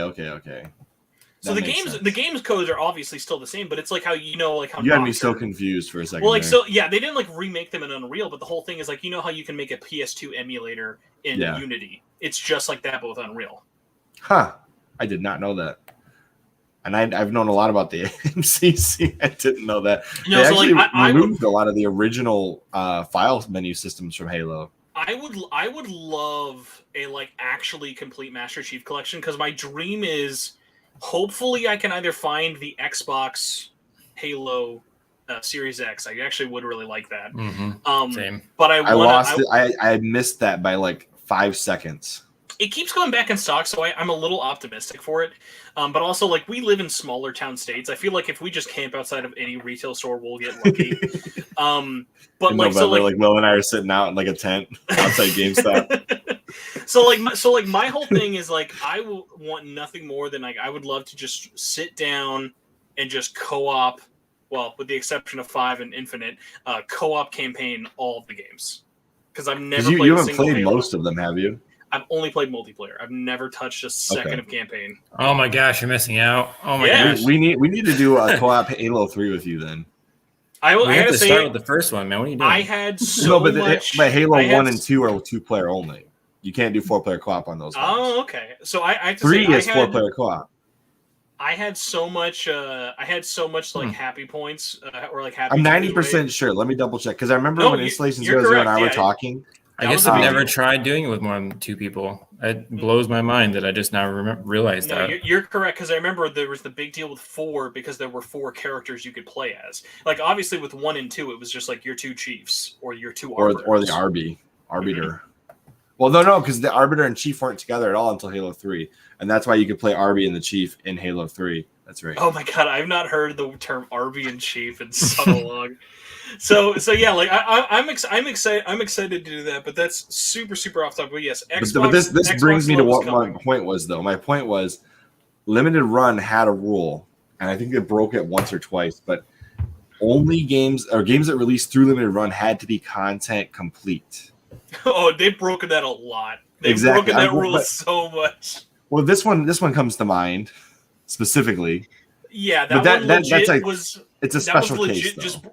It's really not, because going back to even just Cosmic Star Heroine, after all of the delays, they didn't put the day 1 patch on the Vita version, and the day 1 patch was larger than the game. So like the day 1 patch for the physical was 800 megs, and it's like at that point you could have just literally downloaded it and saved space, because the whole point with the Vita was you want to save space. So you get the card. That's one of the funny things is they have so many titles of where they either said they couldn't do it or they couldn't have the patch on the card because there was all this technical work that had to go into it. And then hilariously enough, you'd have to get it re-signed by Sony. And then what's really funny is East Asia Soft proved them wrong a bajillion times. So when Limited Run dropped a lot of Vita games. This is just sad.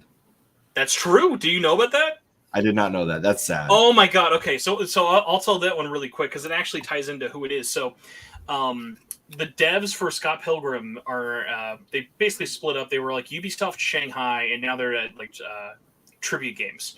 So, Scott Pilgrim on CurrentGen, I think it's literally called Scott Pilgrim versus the World Complete Edition. You cannot play as Knives Chow without an internet connection. Knives Chow is only playable if you sign up with a Uplay account. Oh, God. Which is fine. It's free. It's a one-time check-in, but literally you are holding a 1 out of like 7 characters hostage. And also, Knives Chow, undoubtedly best girl.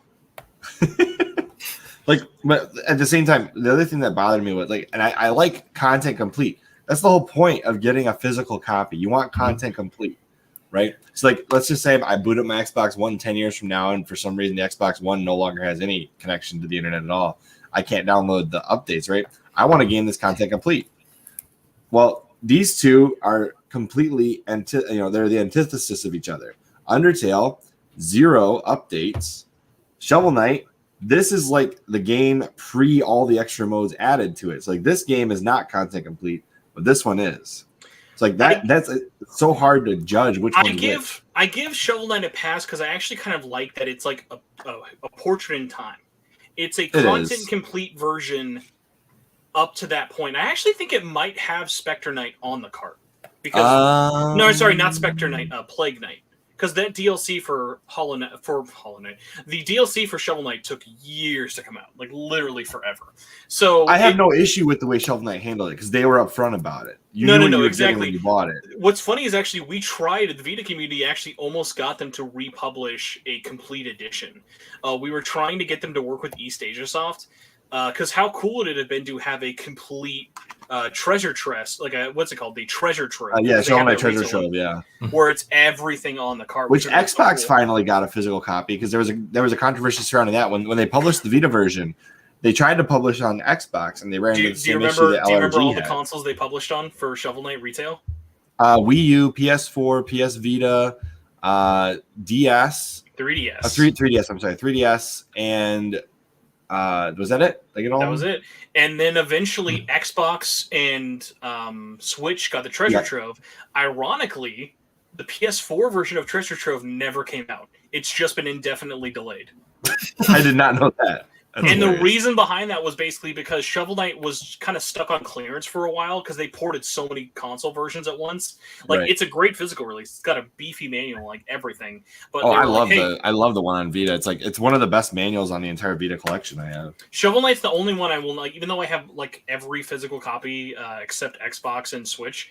Like Shovel Knight's manual has so much like TLC in it. Like I'll never get rid of it. But no, I want to say actually a good segue, even though I know I need to actually say it. So from the makers of Scott Pilgrim, and actually kind of related to Metal Slug, this is a game called Mercenary Kings. So Limited Run did Mercenary Kings on PS4, and they were going to do the Vita version. For some godforsaken reason, Mercenary Kings on Vita launched with a game-breaking bug.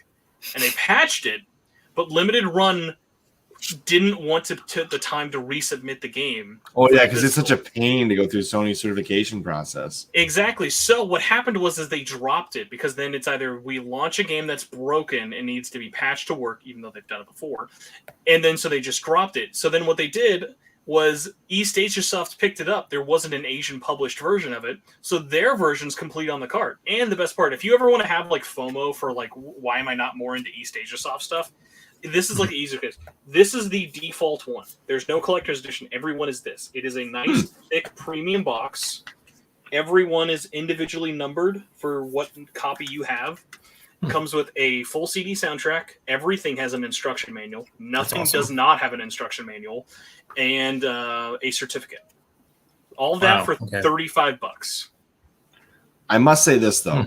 As far as like a company I trust to produce or at least have in store good Vita releases was definitely Fangamer. Like I thought Fangamer did some of the absolute best physical editions of games. Like just the standard Undertale comes with an art book that has like the story of Undertale prior to the beginning of the game. Essentially, it's got this really nice art book. It's got this really cool like lenticular card right here, and then of course it came with You know what I'm talking about. The Toby Fox. so the funny thing actually is they actually made a collector's edition for Limited Run. They designed the Spelunky one. So Fangamer made that actually, and that one actually was in stock forever. Spelunky was such a huge one of like, man, I was so glad they were able to get that. But no, going back to 9,000 years ago, the question I'd asked you guys, the one I'm surprised no one has said so far, and this comes up in my Discord all the time. The biggest complaint, it got so bad, you have to just give up on it. Oh, like the delay of how long it takes to get the game. You ordering a game to getting it is comically long. Like every time you think there's a game that's taken the longest amount of time, like Celeste was a joke for it. Actually, so there are multiple levels. Originally, ironically, going back to Fangamer, they made a tie for Octodad. Octodad had a tie that got delayed like 6 months, and the joke was like, "Where's my tie? Where's my tie? I want my tie." I can't remember which one took me the longest to get, but it might have been Windjammers. Windjammers actually didn't take that long, at least for the Vita one, in terms of everything for it. But the funny thing with it was also Celeste took over a year because this is what happened. They announced the physical version of Celeste, and then the next day the devs were like, "We're releasing an epilogue." Oh, and they're like, "Well, fuck." Like, because now they either release the not complete version of the game, or have to wait for it to be finished in development, which took another 9+ months, and then actually print it all. So they waited. They were like, "We're gonna have the final version. Don't worry, guys." And then literally within like 2 weeks of getting your physical, which let's see, went on sale like maybe January of 2019. The physical version of Celeste, I think I got after 1 year and 3 months. So it was really. Was that worse than Skullgirls? Oh, Skullgirls was another one that was bad, but Skullgirls was a very specific one of there was a lot of resubmitting issues with the Vita version and with the PS4 version. Because what was interesting about Skullgirls was it was including all of the DLC, but what was special about it was Skullgirls was... trying to think of how to phrase this, included stuff the Japanese version had exclusive previously. So it actually had stuff that it never had before with it, of like, it had the Japanese voiceover cast, it had everything with it before, stuff that hadn't even been in the base game. So they were adding a lot to that one of like, Skullgirls I never thought was like that drastically bad of a delay. There were just some that like took really, really long. And then even now with like Scott Pilgrim, people are now getting their normal copies of the game after 10 months. Yeah, like I pre-ordered Axiom Verge 1 and 2, and I fully expect to get that sometime next year and forget I even bought it. No, like, yeah, that's like the whole thing. Is like, unfortunately, the way their production timeline has just gone now. And like, I get why they do this. Because remember, like we said before, they used to take out loans. They used to put up all the money up front themselves. And then they dole it out. Now they don't even. There's like limited run right now, even though I know some might sound contentious, is like they're a no-risk company. They put up a JPEG for sale. They sell this JPEG for 2 weeks, 4 weeks, 6 weeks. Mm-hmm. And then for 9 out of 10 times, then they order it once pre-orders are closed. So that means once that 6 week period is done, then they order everything. Once everything's ordered, they take the slowest boat from China to America. Almost like very little things are actually made in America. Like, I mean, like I get it. Like you're trying to keep costs low. Like I'm not like saying it has to be made in America, but like there have been so many times where like a item that you've been waiting for a long time comes out, and you're like I think seriously the only thing Limited Run makes in America, and I might be wrong with this, is the boxes. The boxes they get made are made at the same print house where Pokemon and Magic the Gathering cards are made, and that's it.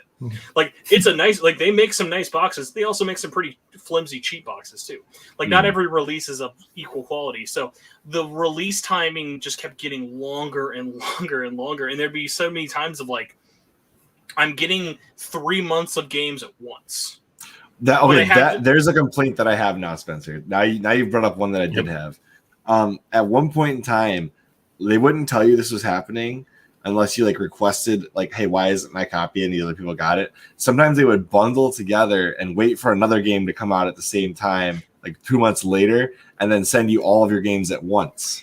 Yeah, but you would also have to still pay separate shipping for every one. Exactly. So like, unless you request, like, I want each game as it comes out, like Limited would just hold your games until you had a couple ready to go, and they'd ship you like 3. I have a weird question I want for you guys, and then I think we can move on to other publishers so we're not here like all day. I'm going to tell you a story, and I want you to tell me if I was being like, this is literally just am I the asshole, and everyone in chat let me know as well. Yes, you are. So, assuming I can get this off without it falling and crushing my head. Oh god, it opened up. That's bad. Okay, there we go. r/AITA. Here we are. All right, everybody. So they did. Oh my gosh, maybe 2019. No, this would have been 2019 because I still bought like multiple copies of it. So they did Luminous Remastered. I love Luminous. Huge rhythm game fan, huge puzzle fan. Love everyone behind that team. Love Luminous. And no, hold on. There was a limited run version of Luminous. Luminous Remastered. The only way to get it physically was through them on PS4 and Switch. Or if you go to I have it on the Vita. Yep. I have the because they did produce a retail version that I got at GameStop for it was like $5. That's Electronic Symphony. That's the last new one. This was the remastered version of the original on PSP. Oh, okay. So Luminous 1 Remastered came out, and they had a great collector's edition. It is this huge box. It's actually a music box. It looks like the Cube, and if you press this button here on the side... That's awesome. Oh my gosh. It plays the song from it, even though it's not the most nostalgic song from it. It's got a bunch of tchotchkes. It's actually got, I think it has a signature from the series creator. And here we go. Yeah, Certificate of Authenticity, actually signed by Mizuguchi, the director. Wow. That's awesome. All signed. It's a really nice set. Took fucking forever to get here. But that's nothing new with Limited Run. I'm fine waiting. My whole thing is just, hey, make sure we get it along with everyone at the same time. Then I'm not going to complain. So my problem was this. Influencers were getting copies before people who bought it. Influencers were getting shipped this multi-$100 collector's edition that had already sold out, that people couldn't buy, that sold out very quickly, and people were getting them first for having a lot of Twitter followers and not actually getting... so basically, this thing that you like, it's like, what's the point of giving an influencer something that no one can buy? Like, what FOMO does a influencer getting something from Limited Run? Like, so like when Limited Run will ship a like porn star a bundle of games. What good is that? What good is that doing for your brand? Which, by the way, that's happened. Hey, send the free games to whoever you want. But I'm like, dude, if this guy's railing chicks and getting free games, I'm gonna be more jealous of the chicks than the free games. I promise. I feel really bad for you. He said that they have 27 unfulfilled orders right now. Oh, literally at my all-time high, I think I was at like 30. Like it's been insane. Actually, because we were talking about this, of like talking about like bad like service for it. Like going back to shipping, I'm lucky I live in America. International shipping costs for some of these, like, so I have a lot of European friends that were Vita collectors. Getting a single, like getting that like Papers, Please or getting that Ocean Horn, sometimes the shipping would cost more than the game itself. Yeah, that's true. I remember seeing some of the ridiculous shipping, and that was because of the costs of what's that called when you ship to another country? I can't think of what it's called. Taxes and duties. Duties, yeah, but there's another word too. I think specifically in the UK. It's like an import-export fee thing. Yeah, it is. Yeah, but I can't think of what it's called. But it's ridiculous how much money people would be paying. No, Limited Run Games never did make a 3DS game, did they? Did it actually come out? They did. They actually have put out the last Demicro. They put out the last retail one, although there is going to be more coming out now. What did it end up being? The Atui I remember collection. them hinting it. It was the Atui collection, so it was Mutant Muds 1, Mutant Muds 2, Xenodrifter, Birdie, Banjo-Kazooie puzzle 2D thing, and Bomb Monkey, which like I actually really like a 2D game, so I thought that was great. But yeah, they put that out. I think the limited run for DS stuff was like almost like 6,000 or 8,000 because DS is really, really high as well. And that was in stock, I think, for 3 months. And that's like 2020 of last year. All right. So Limited Run Games is clearly like the main player in the space of like everybody knows who Limited Run Games are if you know anything about physical games collecting. Mm-hmm. But Pete brings up a good point. There's a lot of other publishers now doing this similarly to what they did. And there's even an independent dev, one of my favorite independent devs, VBlank, that actually does his own thing. And VBlank is awesome. Retro City Rampage and Shakedown Hawaii are some of my favorite publishers or games from VBlank, or from any publisher on the Vita, I should say. He's only done 2 so far. Chris, I need to ask you, is that the original Retro City Rampage or is that the reprint? You better believe it's the original. I had to buy both though. Yes, I know you had to buy both. The cover variants. I skipped buying both in order to get this instead. The collector's edition? Oh yeah, the Wii U one. Mm-hmm. Oh dude, yeah. When what's his name? That sold out so fast. Brian printing those Wii U, like the last Wii U and Wii games, I thought was just such a fitting final thing to do. I love this cover, and I love that he gives you 2 covers because you get the slip cover, even though it's not a steelbook, and you get this. Mm-hmm. Cool. He's probably, in my opinion, the coolest independent dev publisher combo I've ever seen. And I don't think there's very many of him.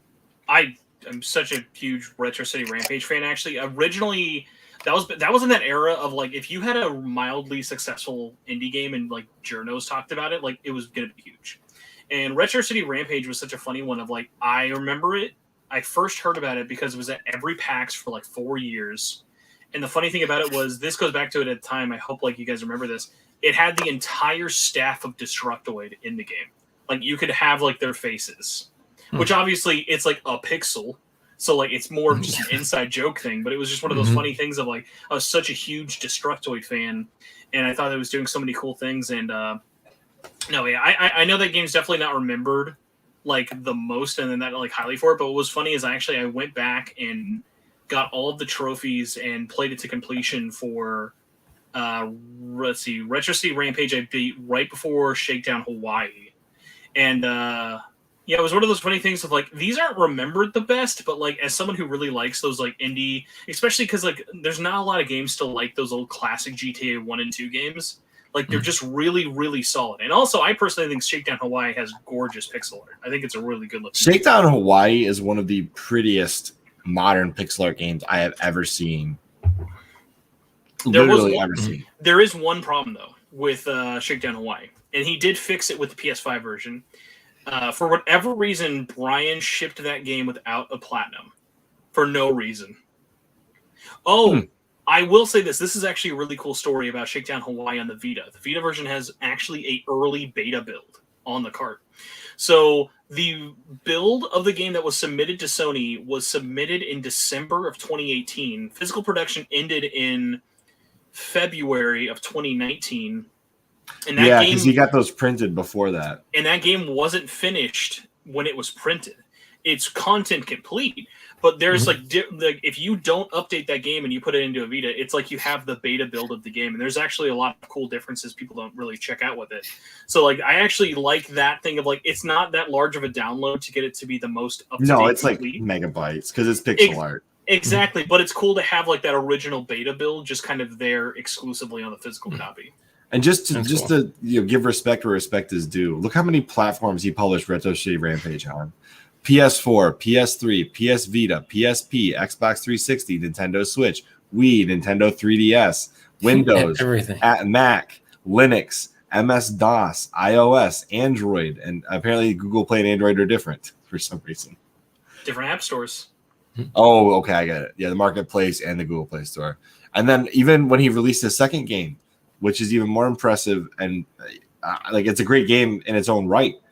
We got on Steam, Epic Game Store. Hey, you got both. That's cool. Nintendo Switch, Nintendo 3DS, Wii U. Although the Wii physical copy is only available in Europe, unless you mod your Wii U and you can play it that way, or mod your Wii and play it that way.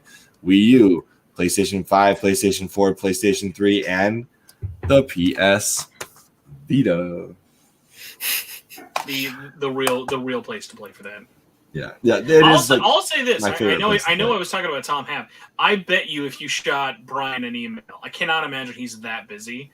Of like Brian, I remember is like very, very good at like at least getting better. Like I think the last time I tried messaging him, he was faster to respond to a Facebook Messenger post on the page of VBlank than like his own email.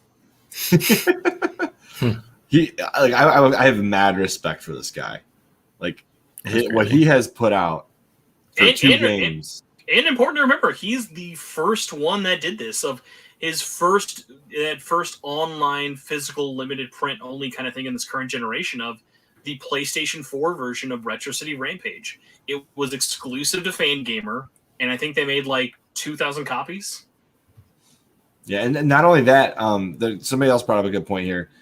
He doesn't publish on Xbox for, I think if I remember correctly, it was a really good reason because he kind of got screwed over by the Xbox Arcade Edition he put together. Well, if you remember, there was that rule back, and do you guys remember the thing with you couldn't be an indie dev and publish on XBLA without a publisher? So there was ID at Xbox, and there was Xbox Indie Arcades, but you had like that's why stuff like Guacamelee and stuff was like published by Atari or Warner Brothers. Like Braid had to be published by like a weird third party. Like I'm thinking. I think Retro City Rampage actually was published by either Atari or maybe Sierra at the time. So like it was one of those things of like the publishing deal was so dumb. And Xbox, the way they work is if you, another like unwritten rule people don't talk about, if you're multi-platform and you're on Xbox, if you don't launch on Xbox, they won't let you release later. Yeah. And I remember he made like this much money publishing on Xbox. Oh yeah. Like this is not like a Xbox kind of marketplace thing for it. It's like, and to be fair, he made it backwards compatible. So, like, Retro City Rampage will still work on your Xbox Series X. And it's a cheap game. I highly recommend you try it out. It's like top-down pixel art G. Well, I remember when this came out, you were super pumped for it. I remember you buying this. I beat this game in like 3 days. I loved it so much. Mm-hmm. And the ending was a trip. I was not expecting the way he did the ending for this game. But it was hilarious and awesome. There was some Back to the Future elements in it. Well, you would love it. Yes. But this guy has got the right kind of humor, in my opinion, to that I just enjoy. So if you guys haven't ever checked out V-Blank Entertainment, I saw on Twitter the other day that V-Bank was trending, and I thought it said V-Blank, and I was like, oh my gosh, is he publishing a new game? And I was like so excited, and then I realized, oh, it's V-Bank, not V-Blank. And I even posted that on Twitter. I was like, I was so excited for a second and realized that wasn't what it was. All right, do we want to get into another publisher? I can't say enough good things about V-Blank. If I just sit here and talk about V-Blank, it's going to be V-Blank for the rest of this podcast. So definitely check them out. Yacht Club was cool. I was super happy they did this. We already talked about this as the fan gamer post. It's really hard to find that they even published this because they've removed it from the fan gamer website altogether. Yep. So I had to go find old posts on it. What's another one you want to bring up? I really want to just at least, I can't say enough good things about East Asia Soft, but it's just so funny because East Asia Soft kills it with their Vita stuff. Like literally, even though Vita manufacturing ended in the entire world last February, they're still doing 2 new Vita games every month. And what's so funny about it is like they publish stuff on PS5, Switch, and PS4. God bless them. I know no one who cares about any of their Vita, like anything besides their Vita stuff. Like they have some stuff, like they release some great games. They do a lot of digital publishing as well, but like their limited editions they do. So all the stuff here under games, this is their digital stuff. The limited editions at the top, that's going to be the breakdown of everything physically. This is don't you have to order them through? Guys. Don't you usually have to order these through PlayAsia? PlayAsia. I was gonna say usually PlayAsia, right? Yeah, they're all exclusively through PlayAsia. I want to ask you guys this. So the top games, let me actually see, it's 1, 2, 3, 4, like at least 10 games this year have been physical exclusive. How do you guys feel about this? Of like these are games that the only way to play them is if you bought this one of 1,000 copy game. And I think that's like so interesting. I was going to bring that up. It's weird, but at the very least, it's one of those ones like. It's not hard for someone to dump a ROM, and also like at the end of the day, like they're not going to make any money doing a digital version. Like you're going to make all of your money right here doing this physical version, because if it was up there digitally, maybe 10, 20, 100 people buy it, but like you're not going to make most of your money that way. Yep. When this game launched, and I actually got my physical copy, the digital version had not come out for like months after this physical version came out. So I got nervous that when this came out, it was going to be a physical only, and the dev was going to like I knew the dev was like a one-man team, but I was worried he was going to abandon it because there was only like 1,000 copies in the wild or whatever it was. Well, remember there was a rumor that they wouldn't let it release until it was fixed, and then it released digitally. It was still broken for like 6 more months. Yeah, like you and I are like one of the few people I know that have ever realized how it released. Yeah, I'm literally like I got on their nerves at Limited Run because they thought I was harassing them. Of like, you keep bringing up this game, like we can't do anything about it. I'm like, I'm literally just asking you to let me beat it. Like it wasn't like because there was like a glitch, so you couldn't beat the game. Yeah, it ended at the last trap in Night Trap, so it would just loop continuously and you could never beat the game. Ironically, because I'm apparently. Because you think that's frustrating? I'm literally like I'm the only playtester in the world who's put this many hours into Night Trap. It's still unplatinumable. There are certain unlocks for at least 3 trophies that don't work, and you cannot platinum the game. And I spent like so many countless hours like going because like the game would still crash. It still has a bunch of technical troubles even after the first patch. And it was one of those things of like where the dev wants to fix it, but it's like why should I put time to fix this as a priority when I'm trying to make a new game come out to make money? So it's like that was one of those things of like if you were even remotely interested in it, I sat down with the guy for like 3 hours. It's an interview on my channel with Tyler Hogel. He's such a great dude, and that interview, he's so candid about everything. And what's so great is like he still wants to do it. There's nothing stopping him from patching it. So like, and actually, what's really funny is Chris, you'll get a kick out of this. He still is going. He's planning on actually going back and patching the PS4 version of Night Trap. Like he wants to go back and actually because he found more bonus material and extras. Wow. Okay. So he wants to go in and patch in more of the bonus features in that game, just because he's like, I have all of these features and I have all these unseen things that people have never seen as part of development, and no one will see them. Like they're not going to like release a Night Trap like desktop book. Yeah, that makes sense. And the whole when you look at what happened behind Night Trap and the production company that created this game, they also created another one. I can't remember what the game was called, but the Limited Run did a release of that too. They just didn't port it to the Vita. And it was basically a movie studio that had gotten into game production by Digital accident. Pictures. Yeah. And then they went defunct really quickly after Sega CD kind of flopped. What's actually funny is Digital Pictures actually didn't go defunct after Sega CD flopped. Digital Pictures lasted until the early 2000s. What's really crazy about that? Let me rephrase that. They had the hype, the climax of the hype for that company was during the Sega CD. It was Night Trap, the ESRB scandal, everything else. It was downhill. It was downhill for years. Once you're in like the Supreme Court and the ESRB gets created, and everybody sees that game plastered everywhere for this ESRB issue, you've hit the height of people knowing what you are and who you are. Mm-hmm. There was no bigger way to get advertising than, oh, Nintendo won't let us publish this on their platform because of what content they showed at the Supreme Court hearing. Nintendo's like, this will never be on our platform. And then, of course, as soon as Limited Run's producing it, it goes to the Switch. So it's like, oh, Nintendo, you went back on your word. Yeah, I will say the best advertising I've ever seen Limited Run do is they did a trailer that actually I think Nintendo had posted and they asked them to take it down, but you might be able to find it. It's that quote of Howard Lincoln in the Supreme Court saying, you will never see this game on a Nintendo platform. And then it's just, Night Trap coming to Switch. Yeah. That's awesome. Like, what's really funny about that is it's less like Nintendo has changed, and the only reason that is even on Switch is because Nintendo will allow anything on Switch. Is this the video? This might be it. Let me see. I think they might have capped it. Yeah, yep, this is it right here. There you go. Oh, I love this. I remember seeing this in the advertising, and I was like, this is amazing. Mm-hmm. So, yeah, man, Night Trap, what a good one for him. But no, actually, sorry, going back to like other publishers for it. So like I feel bad that no one seems to care about any of East Asia Soft's other platforms and whatnot. But I think in terms of what they're doing and being the last physical publisher for Vita out there, they are doing like the exact opposite of like talking about like how Limited Run went out on such a wet fart with Super Meat Boy. They're grabbing everything that's great and trying to publish it. And that's the best part. And they're not only just doing that, like they're putting games out that like these would never be made if it wasn't for this like release. So Indigo 7 is actually really cool, and that's basically just Scott Pilgrim as a puzzle game. It is like a guy who is a kind of shitty boyfriend trying to get a girlfriend over the summer. War Theater, I actually just platinumed, is basically a Game of the Year edition of a previous game that's just like Advance Wars. Think like I would love that. Think Gothic horror. Yeah, if you check out the trailer for it, it's got a really great art style. It's basically a Gothic horror Advance Wars, and this is the Game of the Year, all of the DLC, all of the campaign editions that originally launched as a free-to-play title on PS4 and Switch. But I forgot we're live on the podcast. I was just going to go buy it. Things open.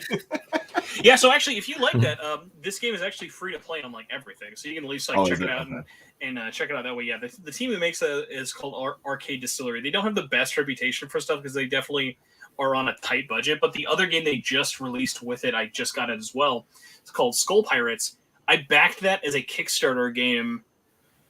Oh my gosh, maybe 3 or 4 years ago at this point. And what's so funny about that is only available on this platform. Every other version is still in development, but because they had to finish the Vita version first, this is another cool kind of history of like, hey, this is a game that's done and out before it's actually done. Another really, really cool one, and this one I'm sure is going to go for a ton of money. If you go back to whatever they released in December, they released this game called Unmetal. Are you guys Metal Gear Solid fans at all? Yes, sorry. Kind of. I was looking at the It's been a long time since I've played. Oh, here it is. So Unmetal released first on Vita, not on PC, not on PlayStation. It's actually just now about to come out. I think it's like almost out on all of their platforms. It released physically exclusive and first here.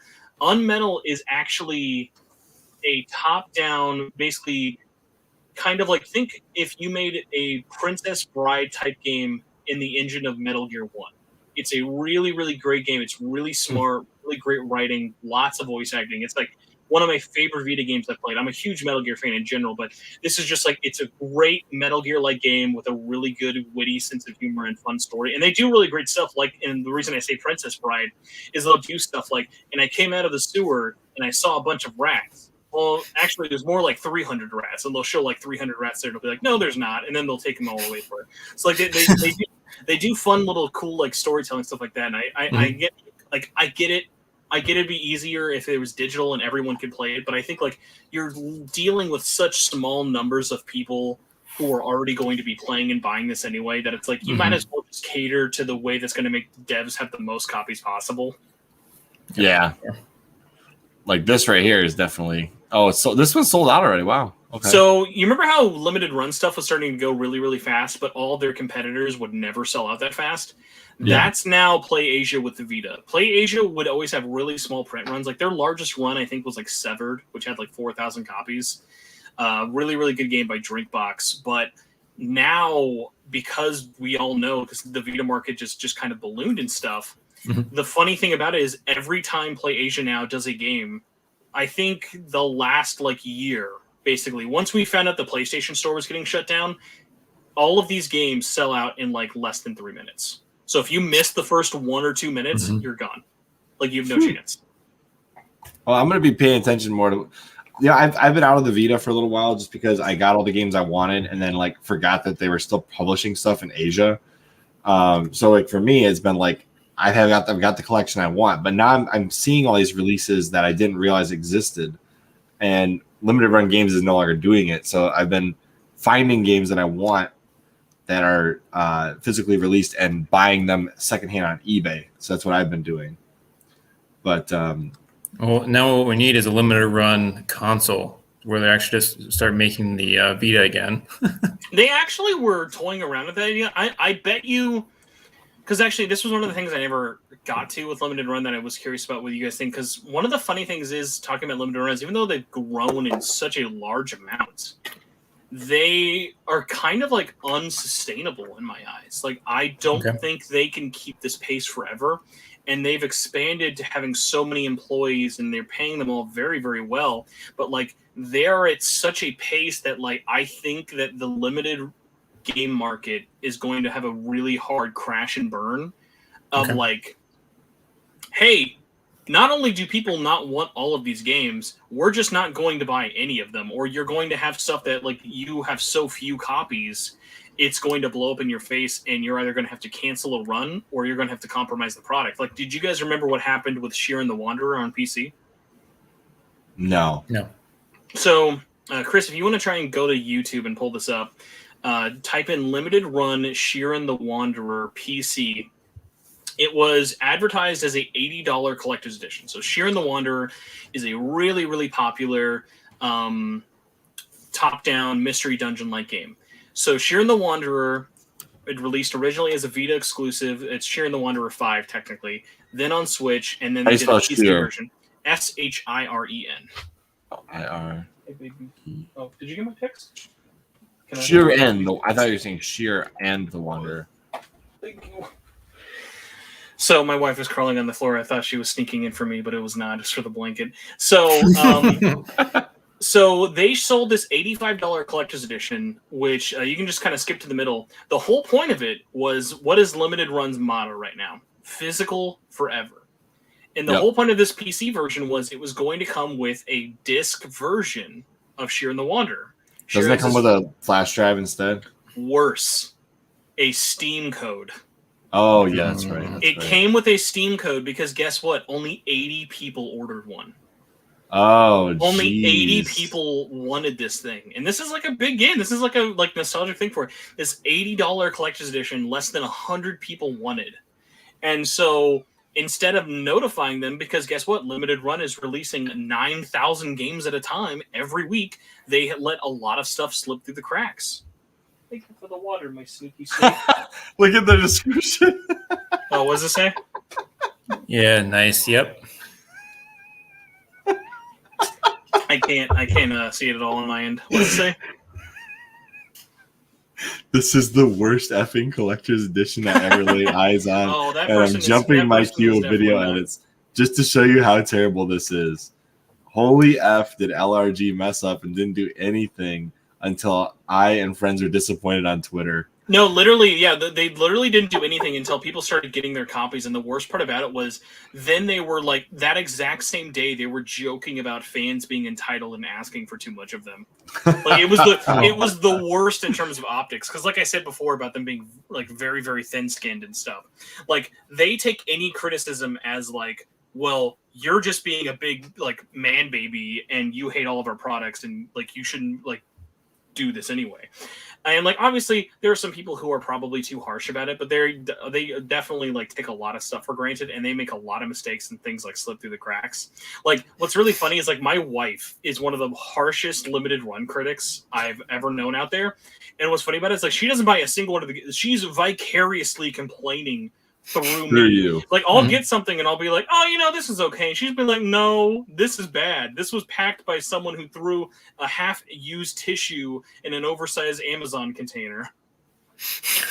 I'll tell you what, when I buy stuff on eBay, like there is such a qualitative difference between the people shipping the items. Like, for example, this showed up in the thinnest bubble wrap ever. And I'm like, this is a steelbook. They break in shipping. You can't ship a steelbook with the thinnest packing ever. Like you just can't do that. And then for another thing, Spencer, do you know how I got my Persona 2 Eternal Punishment? Do you know what that showed up in? I hope a bubble mailer. A paper thin envelope. Yeah, there we go. Manila? Destroyed. The whole case was done when it showed up at my house. I had to find a reseller that was selling PlayStation 1 fat cases and buy. I'll at least say this: like jewel cases, those can die. Like if those die, like we can replace. Like my thing is, I'm not a case snob until the art's hurt. If the cover art is fucked, then I'm gonna like. That's what I was concerned about because when I open up the package and just plastic is falling out, I was like, is the disc even okay? Because it came with the bonus disc too. I was like, man. Oh, you know? dude, I gotta show you this. Talking about fat cases, and this is actually limited run related. This is insane. I love this one though. This is like the best thing limited run has ever put out. This is The House in Fata Morgana. It's one of my favorite visual novels of all time. This is a fat jewel case with 6 discs. Oh I didn't even know they made them that could fit this. So check this monstrosity out. So we've got, and every time I open it, I feel like I'm going to bring it. 1, 2. So here's the first one. Oh, no, actually, sorry. This is the cover. Here's 1. Flip. 2 on the back. 3. Open the other side. Oh, my God. Oh, so it's like double what the Age of Empires 5, 2 disc set was. 6. And that's what I always feel like is going to break. Right here. Hey, that's just Firefly fans. Love Firefly. What are we talking about? There's a movie of that, right? I think I've seen the movie. Serenity. Yep, I haven't seen the show Spencer, yet. this thing right here. I tried giving it to my sister years ago because she's a huge Firefly fan and she never took it. Wow. Why not? I don't know. You want it? Hold on. So it's is it Oh, it would be Mal and okay. and Jane. Jane and Mal. Wow. Who made that? It came with some like weird Geek Fuel. I was gonna say thing. It looks like something that would come in like a loot crate. Yeah, it was something my brother-in-law thought it would be cool to get me, and I never watched the show, so I would love that, but I also know I would never use that, so I definitely cannot like that would be like something I would take and then be like, oh god, I'm not actually gonna use this. I feel bad. If you mind, actually, can we go back in time 3 hours and can we highlight Pi Studio's question, which kind of relates to another studio, but I can kind of explain something. So, why is Snake Pass so expensive? So Snake Pass was published by Super Rare Games, who one of the most infamous companies that like limited run really dogged on because they were trying to be the first ones out with a Switch game because the Switch was the new hotness. That's right. And to be fair, say what you will about Super Rare Games. I actually don't own any of theirs. There's none that have actually won it, but they've done a lot of really good stuff. They do a good job with selling internationally, which everyone done. I know who's bought from them have said all their stuff is really good. They do a lot of beautiful steelbooks. But what's so funny about them is like because their name is just such a ripoff of Limited Run. Like, what's so funny is like Josh and Douglas were like, "Look at these phonies! They might as well call themselves like not limited." Rare people founders. Like, it was one of those things of like, it was like literally on their forums back when Limited Run had forums, like they were actively shit talking like competitors. So like when that was one of the reasons they shut down some of the forums. When Limited Run had editors on the forums, they would sometimes just straight up tell you, "Hey, don't buy from these people." Like, I'll never forget, one of the reasons I stopped talking regularly to Douglas was because I bought a copy of River City Girls from Play Asia because I knew they would ship it before Limited Run did. And the best part was I still ordered a copy from Limited Run. You know, I remember that being a controversy on the Vita subreddits. People were like, "Order my copy from Play Asia, got it already," and then everybody's like, "What?" And like they actually were flooding the Twitter of Josh and Doug, and they were like, "Why are these people from ordering from Play Asia getting it before us?" Literally, the funniest thing was, Play Asia. I'll never forget this. I got it from Malaysia. No, sorry. Play Asia ships from Hong Kong. I got it from Hong Kong to the Midwest in America in 2 days. That's amazing. Wow. I didn't even know they had this. I would have bought this. I didn't realize they released this one. Mm-hmm. Yeah, they do a lot of really good releases and stuff. So one of the reasons why Snake Pass is so rare, a lot of super rare stuff is because super rare doesn't have the name prestige that like Limited Run has, because basically everyone thinks of Limited Run and then everyone else is just like a knockoff company, which honestly that's not really fair. They're all just doing the same thing, because guess what, Limited Run wasn't even the first people to do Limited Run type companies. So the whole thing about it was like there will be let's say out of every 50 games, 3 of them are big. I know Snake Pass is one that people harp on a lot as being really expensive. Another one that's really expensive, if you want to pull up eBay, is look up how much a Switch copy of Lovers in a Dangerous Space-Time costs. 1 second. I give you the really heady long ones. But yeah, so like these random games that have like maybe 3,000 or 4,000 copies will just sell out. 6 months will pass. Switch? Switch. Lovers in a Dangerous Space-Time. Lovers in a Dangerous Switch. I was going to say, hopefully no porn shows up. No. But yeah, this is just a game that they sold for like $30 on their website, and now $300. What's funny is like I always just think, Vita is going to be like nothing will eclipse the Vita in pricing for these limited release things, and then the Switch happens. I will say this: I think in the long run, Vita will still retain more expensiveness for indie stuff. I think in terms of first party titles, obviously Nintendo's going to have an edge on that. I almost bought a copy for myself when they did this, and then I didn't because I got a copy for my brother-in-law, and now I'm still kicking myself for not buying myself also a copy. I bought it. I bought a Switch copy, and that was another one I sold. Of like, I mostly just wanted to support the developer for that one, but it was like, Corn Fox and Bros. Yeah. I'm never gonna play that. Oceanhorn 2 is great. Will has it. He hasn't played it yet. Not yet. Do you have the Apple Arcade one, or are you playing it on Switch? He's got it on Switch. I bought it for him for his birthday last year. Thinking he might actually play it since he's like. That is one I cannot believe. I am so behind on my games, Chris. You can't get mad about that. No, you have a lot. I know you have a lot of options. That's why I'm saying Metroid Dread. When you asked the question like Mass Effect this or let Metroid, I was like, dude, the other 2 games you listed here are like 100+ hour games. You'll never. Metroid is like a smooth 10-hour run. That's probably good. I probably need more of those games. I unfortunately went through a RPG phase, which has really created a massive backlog for me. Because you like Kingdoms of Amalur so much, which honestly, that's one of the most hilarious. We should do a Kingdoms of Amalur cast. Did you get into original Kingdoms of Amalur or the Re-Reckoning release? I have both. I have bought it for the Switch, the Xbox One, and I have the 360. I know I'm the king of going on 3-hour tirades and tangents. How insane is it that next year they are releasing a DLC expansion for fucking Kingdoms of Amalur? I know. I was so excited. But the thing is, like, the game's already so freaking long. But I'm pumped. I'm super pumped. Mm. That's why I bought 2 copies specifically, because I want them to keep making more of that. I want more DLC, and I want a second one.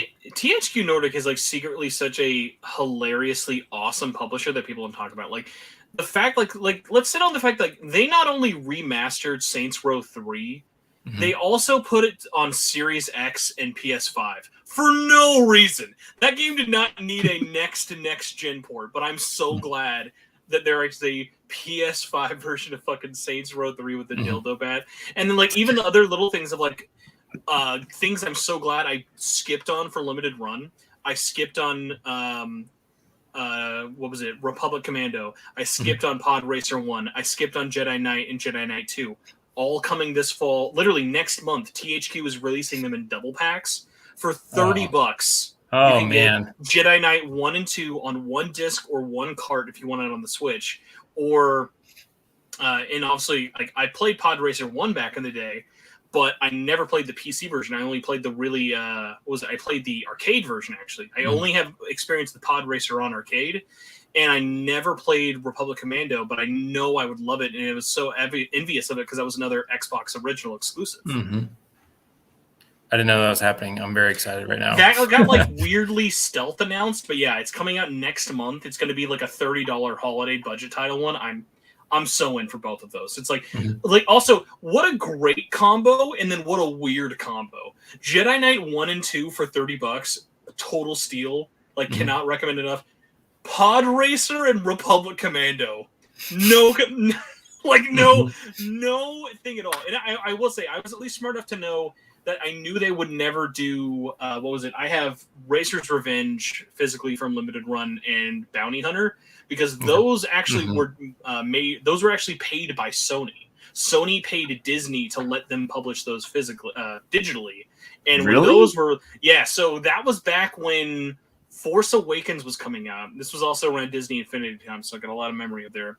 So Disney and Sony made a deal together. That was the same year. Remember, Force Awakens, the same year, actually a month before, was the remake. Well, not the remake, the new Battlefront. Star Wars Battlefront came in a month before Force Awakens, and Sony had a deal. There was a bundle, two Star Wars bundles. Battlefront on PS4, and it came with the PS4 with the Darth Vader and everything. Oh, great controller, by the way. I don't know. Oh, I got it right here. Perfect. I love this controller so much because it's so stupid. It says Star Wars on the touch screen, on the touchpad, just looped for no reason. And do you guys know what this controller is based off of? Red and blue. It's Darth Vader's like buckle piece with the red and blue button. That's why it's all red and the one blue button. It's the most nerdy controller ever. I'll like never forget that. So like the only way to get that controller was either randomly at Walmart, you could buy them on their own, and through this bundle. So there was two bundles, one with Battlefront, made sense, AAA game, big deal, and the other with Disney Infinity 3.0, another Walmart exclusive. It was like cool, whatever, Star Wars Mania. Like seriously, like I it's been so many years now. I think we forget how literally huge Star Wars was for Force Awakens. It was insanely big how hyped it was. But each one of those bundles had a special deal. Do you remember what they came with on both bundles? There was a voucher code digitally. No, don't remember. This was insane. So I might get one of them wrong or so. So it had this Super Star Wars. The Digital Eclipse remaster. It was on Vita and PS4. Really? They paid Digital Eclipse to remake a modern version, and it's still you can still download it on Vita and PS4. Super Star Wars from the Super Nintendo, Bounty Hunter, Racer's Revenge, and Jedi Starfighter. I'm looking this up right now on my Vita because I'm like flabbergasted I didn't know this. Super Star Wars with trophies in HD is on PlayStation 4 and Vita. Like what the? I have Super Star Wars sitting in the cabinet right there with my Super NES. Oh, let me tell you, by the way, if you kids out there haven't played Super Star Wars, that game is literally ball-crushingly hard.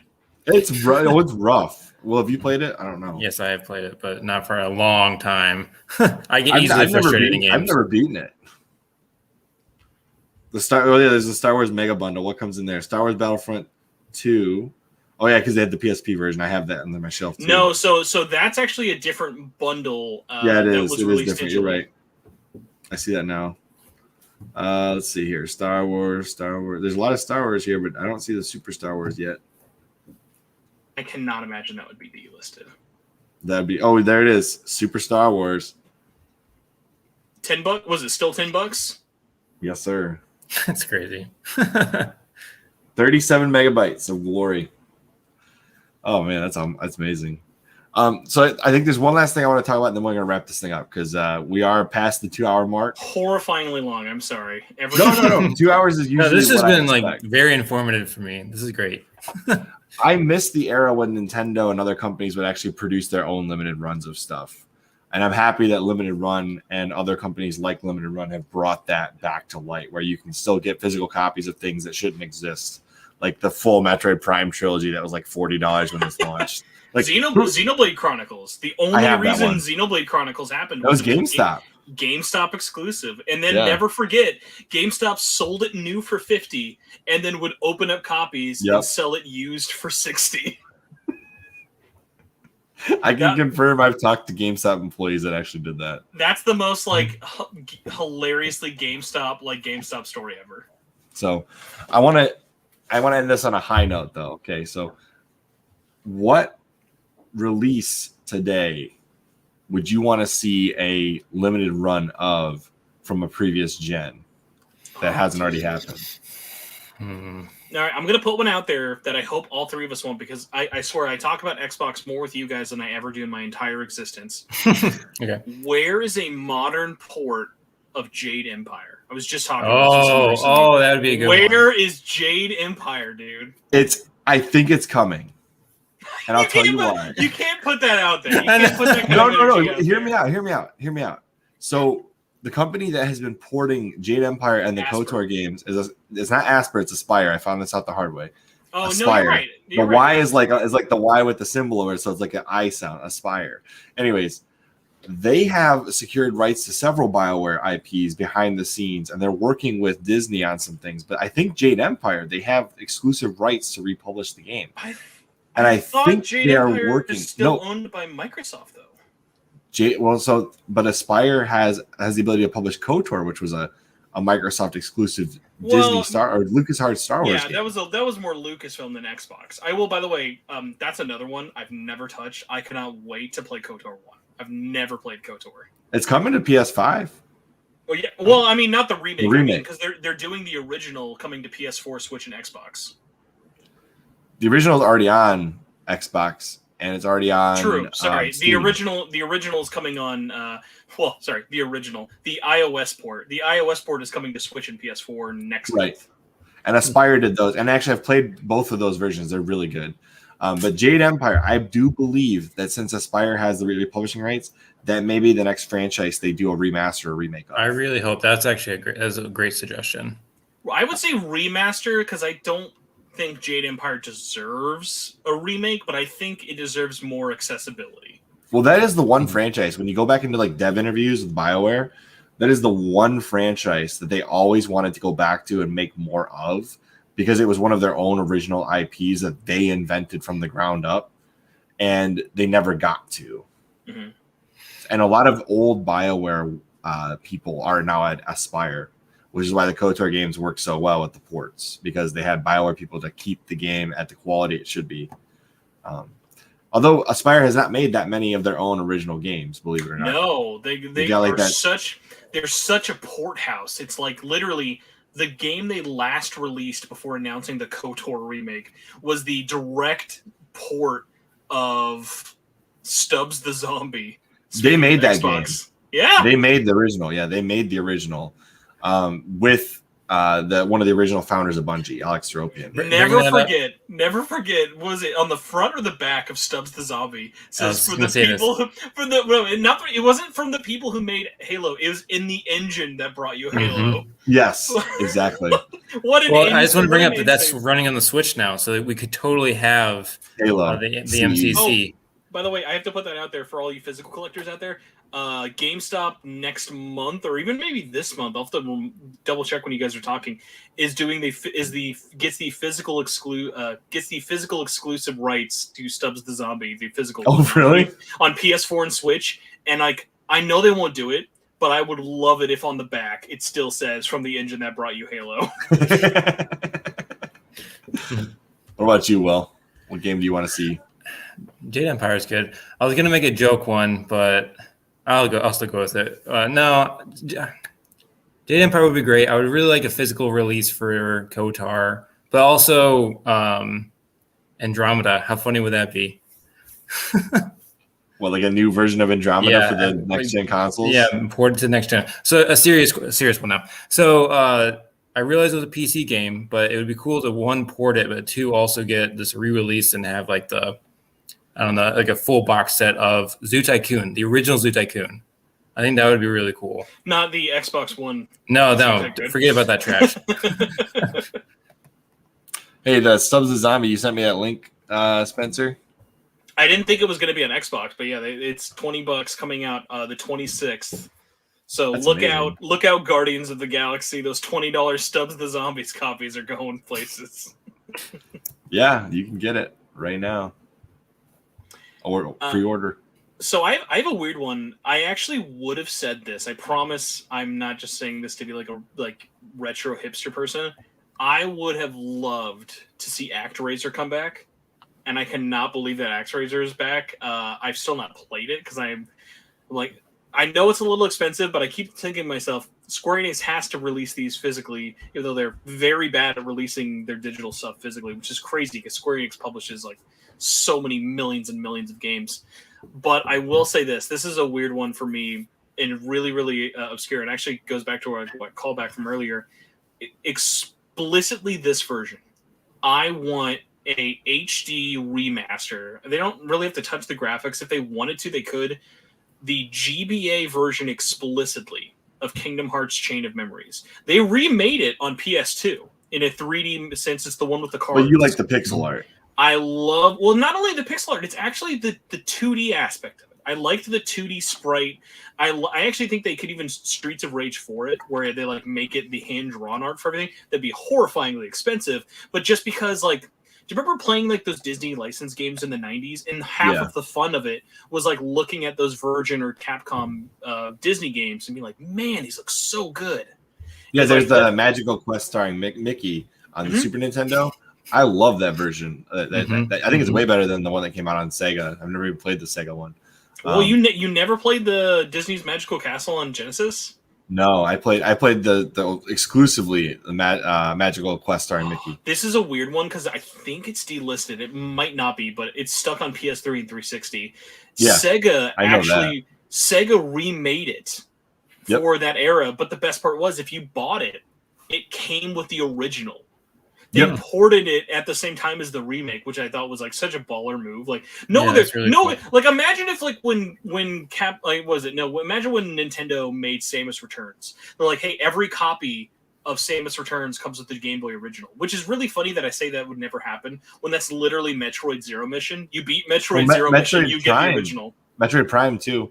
The original Metroid Prime, if you had Fusion and you beat Fusion and you linked the Game Boy cable to it, which I just did the other day, by the way.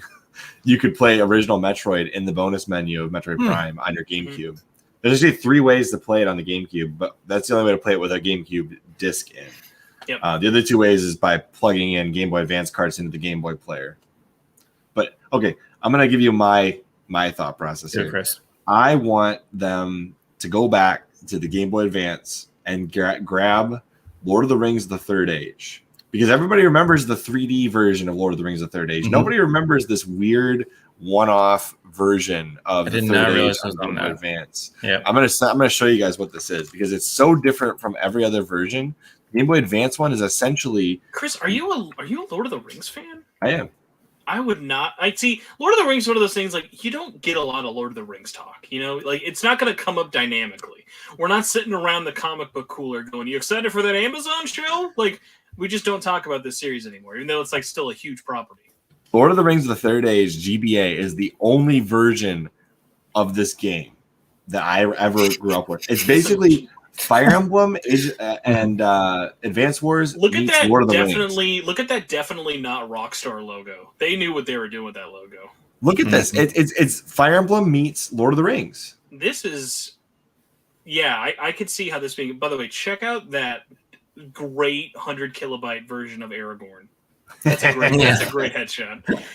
I didn't even realize that the 3D versions of the Third Age even existed. This is what I had. So wait, yes, I was gonna say I remember this GBA one. I remember seeing a review of it in Nintendo Power. Are the console versions also still real-time strategy? They're not this. This is basically Fire Emblem. What you get on the PC, I hope you have a physical copy of this, Chris. I'll I be do. sad if you don't. I do. I have a physical copy, but I was going to show you a different one I have. I have this as well. Mm-hmm.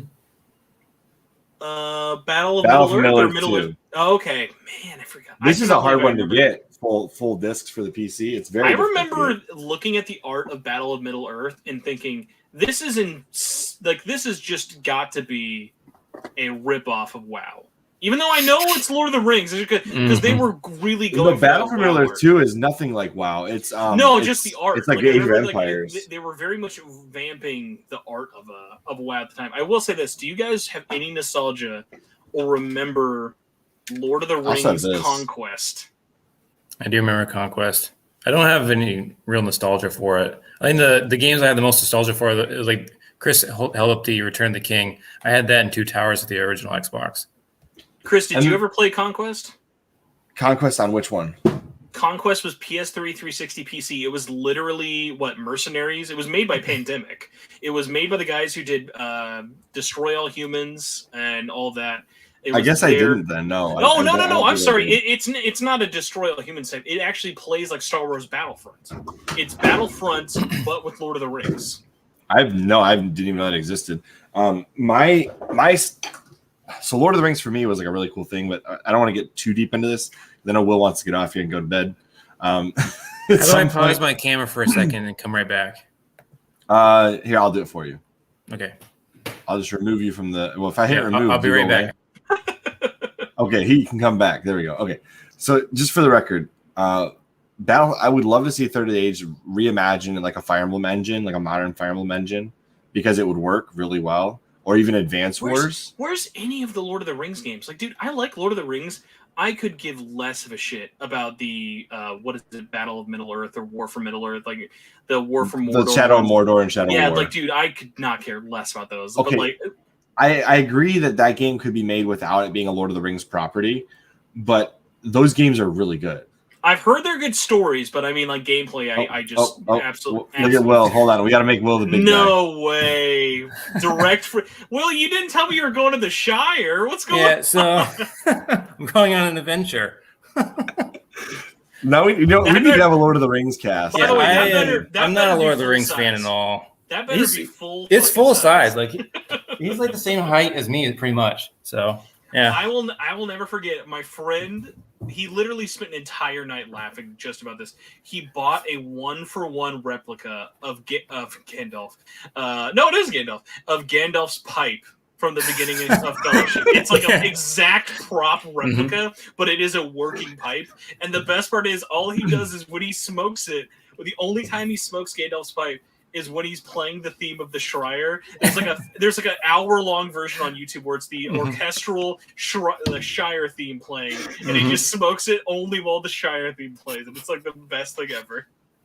Okay, I'll say this one caveat: if they ever do any Lord of the Rings games that are new, we need weird props included in the special edition. There's a Gollum game coming. Yeah, isn't that a VR title though? No, that's next gen. That's a PS5 Series X game.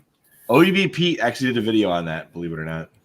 I am so confused by that game, but I'm intrigued.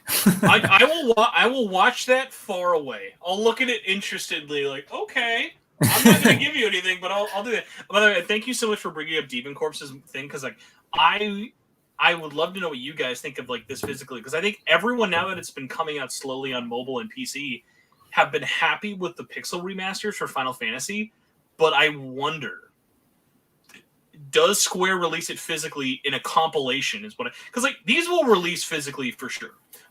I'm thinking they'll be separate, or they'll do what they did in the PS1 days. Do you remember where they sold them 2 at a time? Well, even on Game Boy Advance, you got 1 and 2.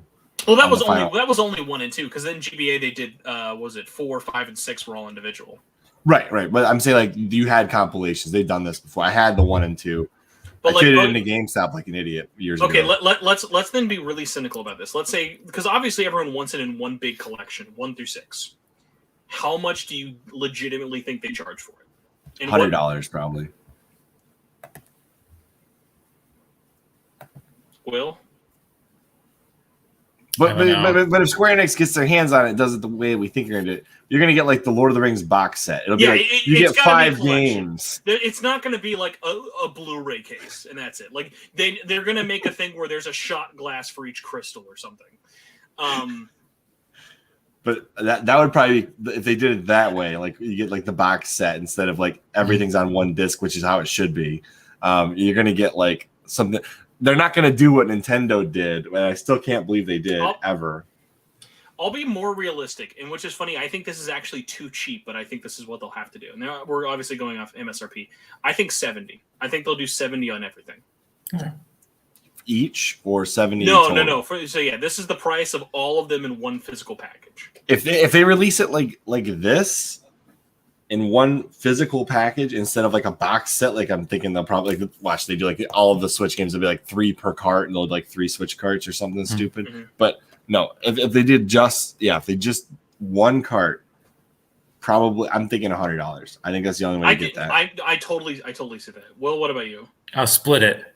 85. I can do it. I literally could see them doing $66.66. Like I can see them being like so worried about it. Like the only funny thing about it though I was thinking of is like I do not envy whoever's job that is. It's just like think about it like this though. Final Fantasy 7, 8, and 9 have still not gotten retail releases in America. They're all digital still, right? All digital unless you're in Japan where 7 and 8 is on Switch and in Europe. And only 8 released physically in Europe. It's the. I'm still mad that was it? There was one on the Vita that you got one on the cart and one digital, and I was like, oh, 10 and 10 2. Yeah. 10 and 10 2 wasn't a great one. Where at least they made English versions of 10 2 in Asia. You could play Asia copies, but hey, we can end it on this. Never forget, even though most people have, I might actually still have the picture of this while we're saying it. Limited Run ended last year's E3 press conference. No, sorry, not last year's. 2 years ago, teasing, and either this deal has absolutely blown up and Square Enix will never work with them or something terrible happened, which, like, hey, deals fall through with Limited Run all the time. They ended their press conference with this image. Focus, you bastard. Nope. Here you go. Limited Run Games. What font is that? That's got to be I had it for a second, dude. Is that there you go. Legend of Mana? No, that's Final Fantasy's classic Final Fantasy. Yeah, it is. Font. Mm-hmm. Okay, I have a hard time reading it. With this, Physical Forever. Physical. And so they were originally scheduled, I'd heard behind the scenes, they were scheduled to release 7, 8, and 9 physically, like each individual set.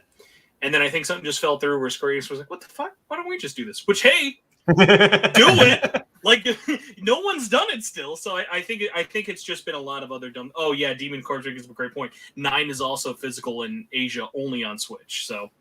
But yeah, that's enough talking. I think my bladder's actually going to explode. So we should actually wrap up. I'm sorry. This is like the most Spencer bait episode you could have ever had. Spencer bait.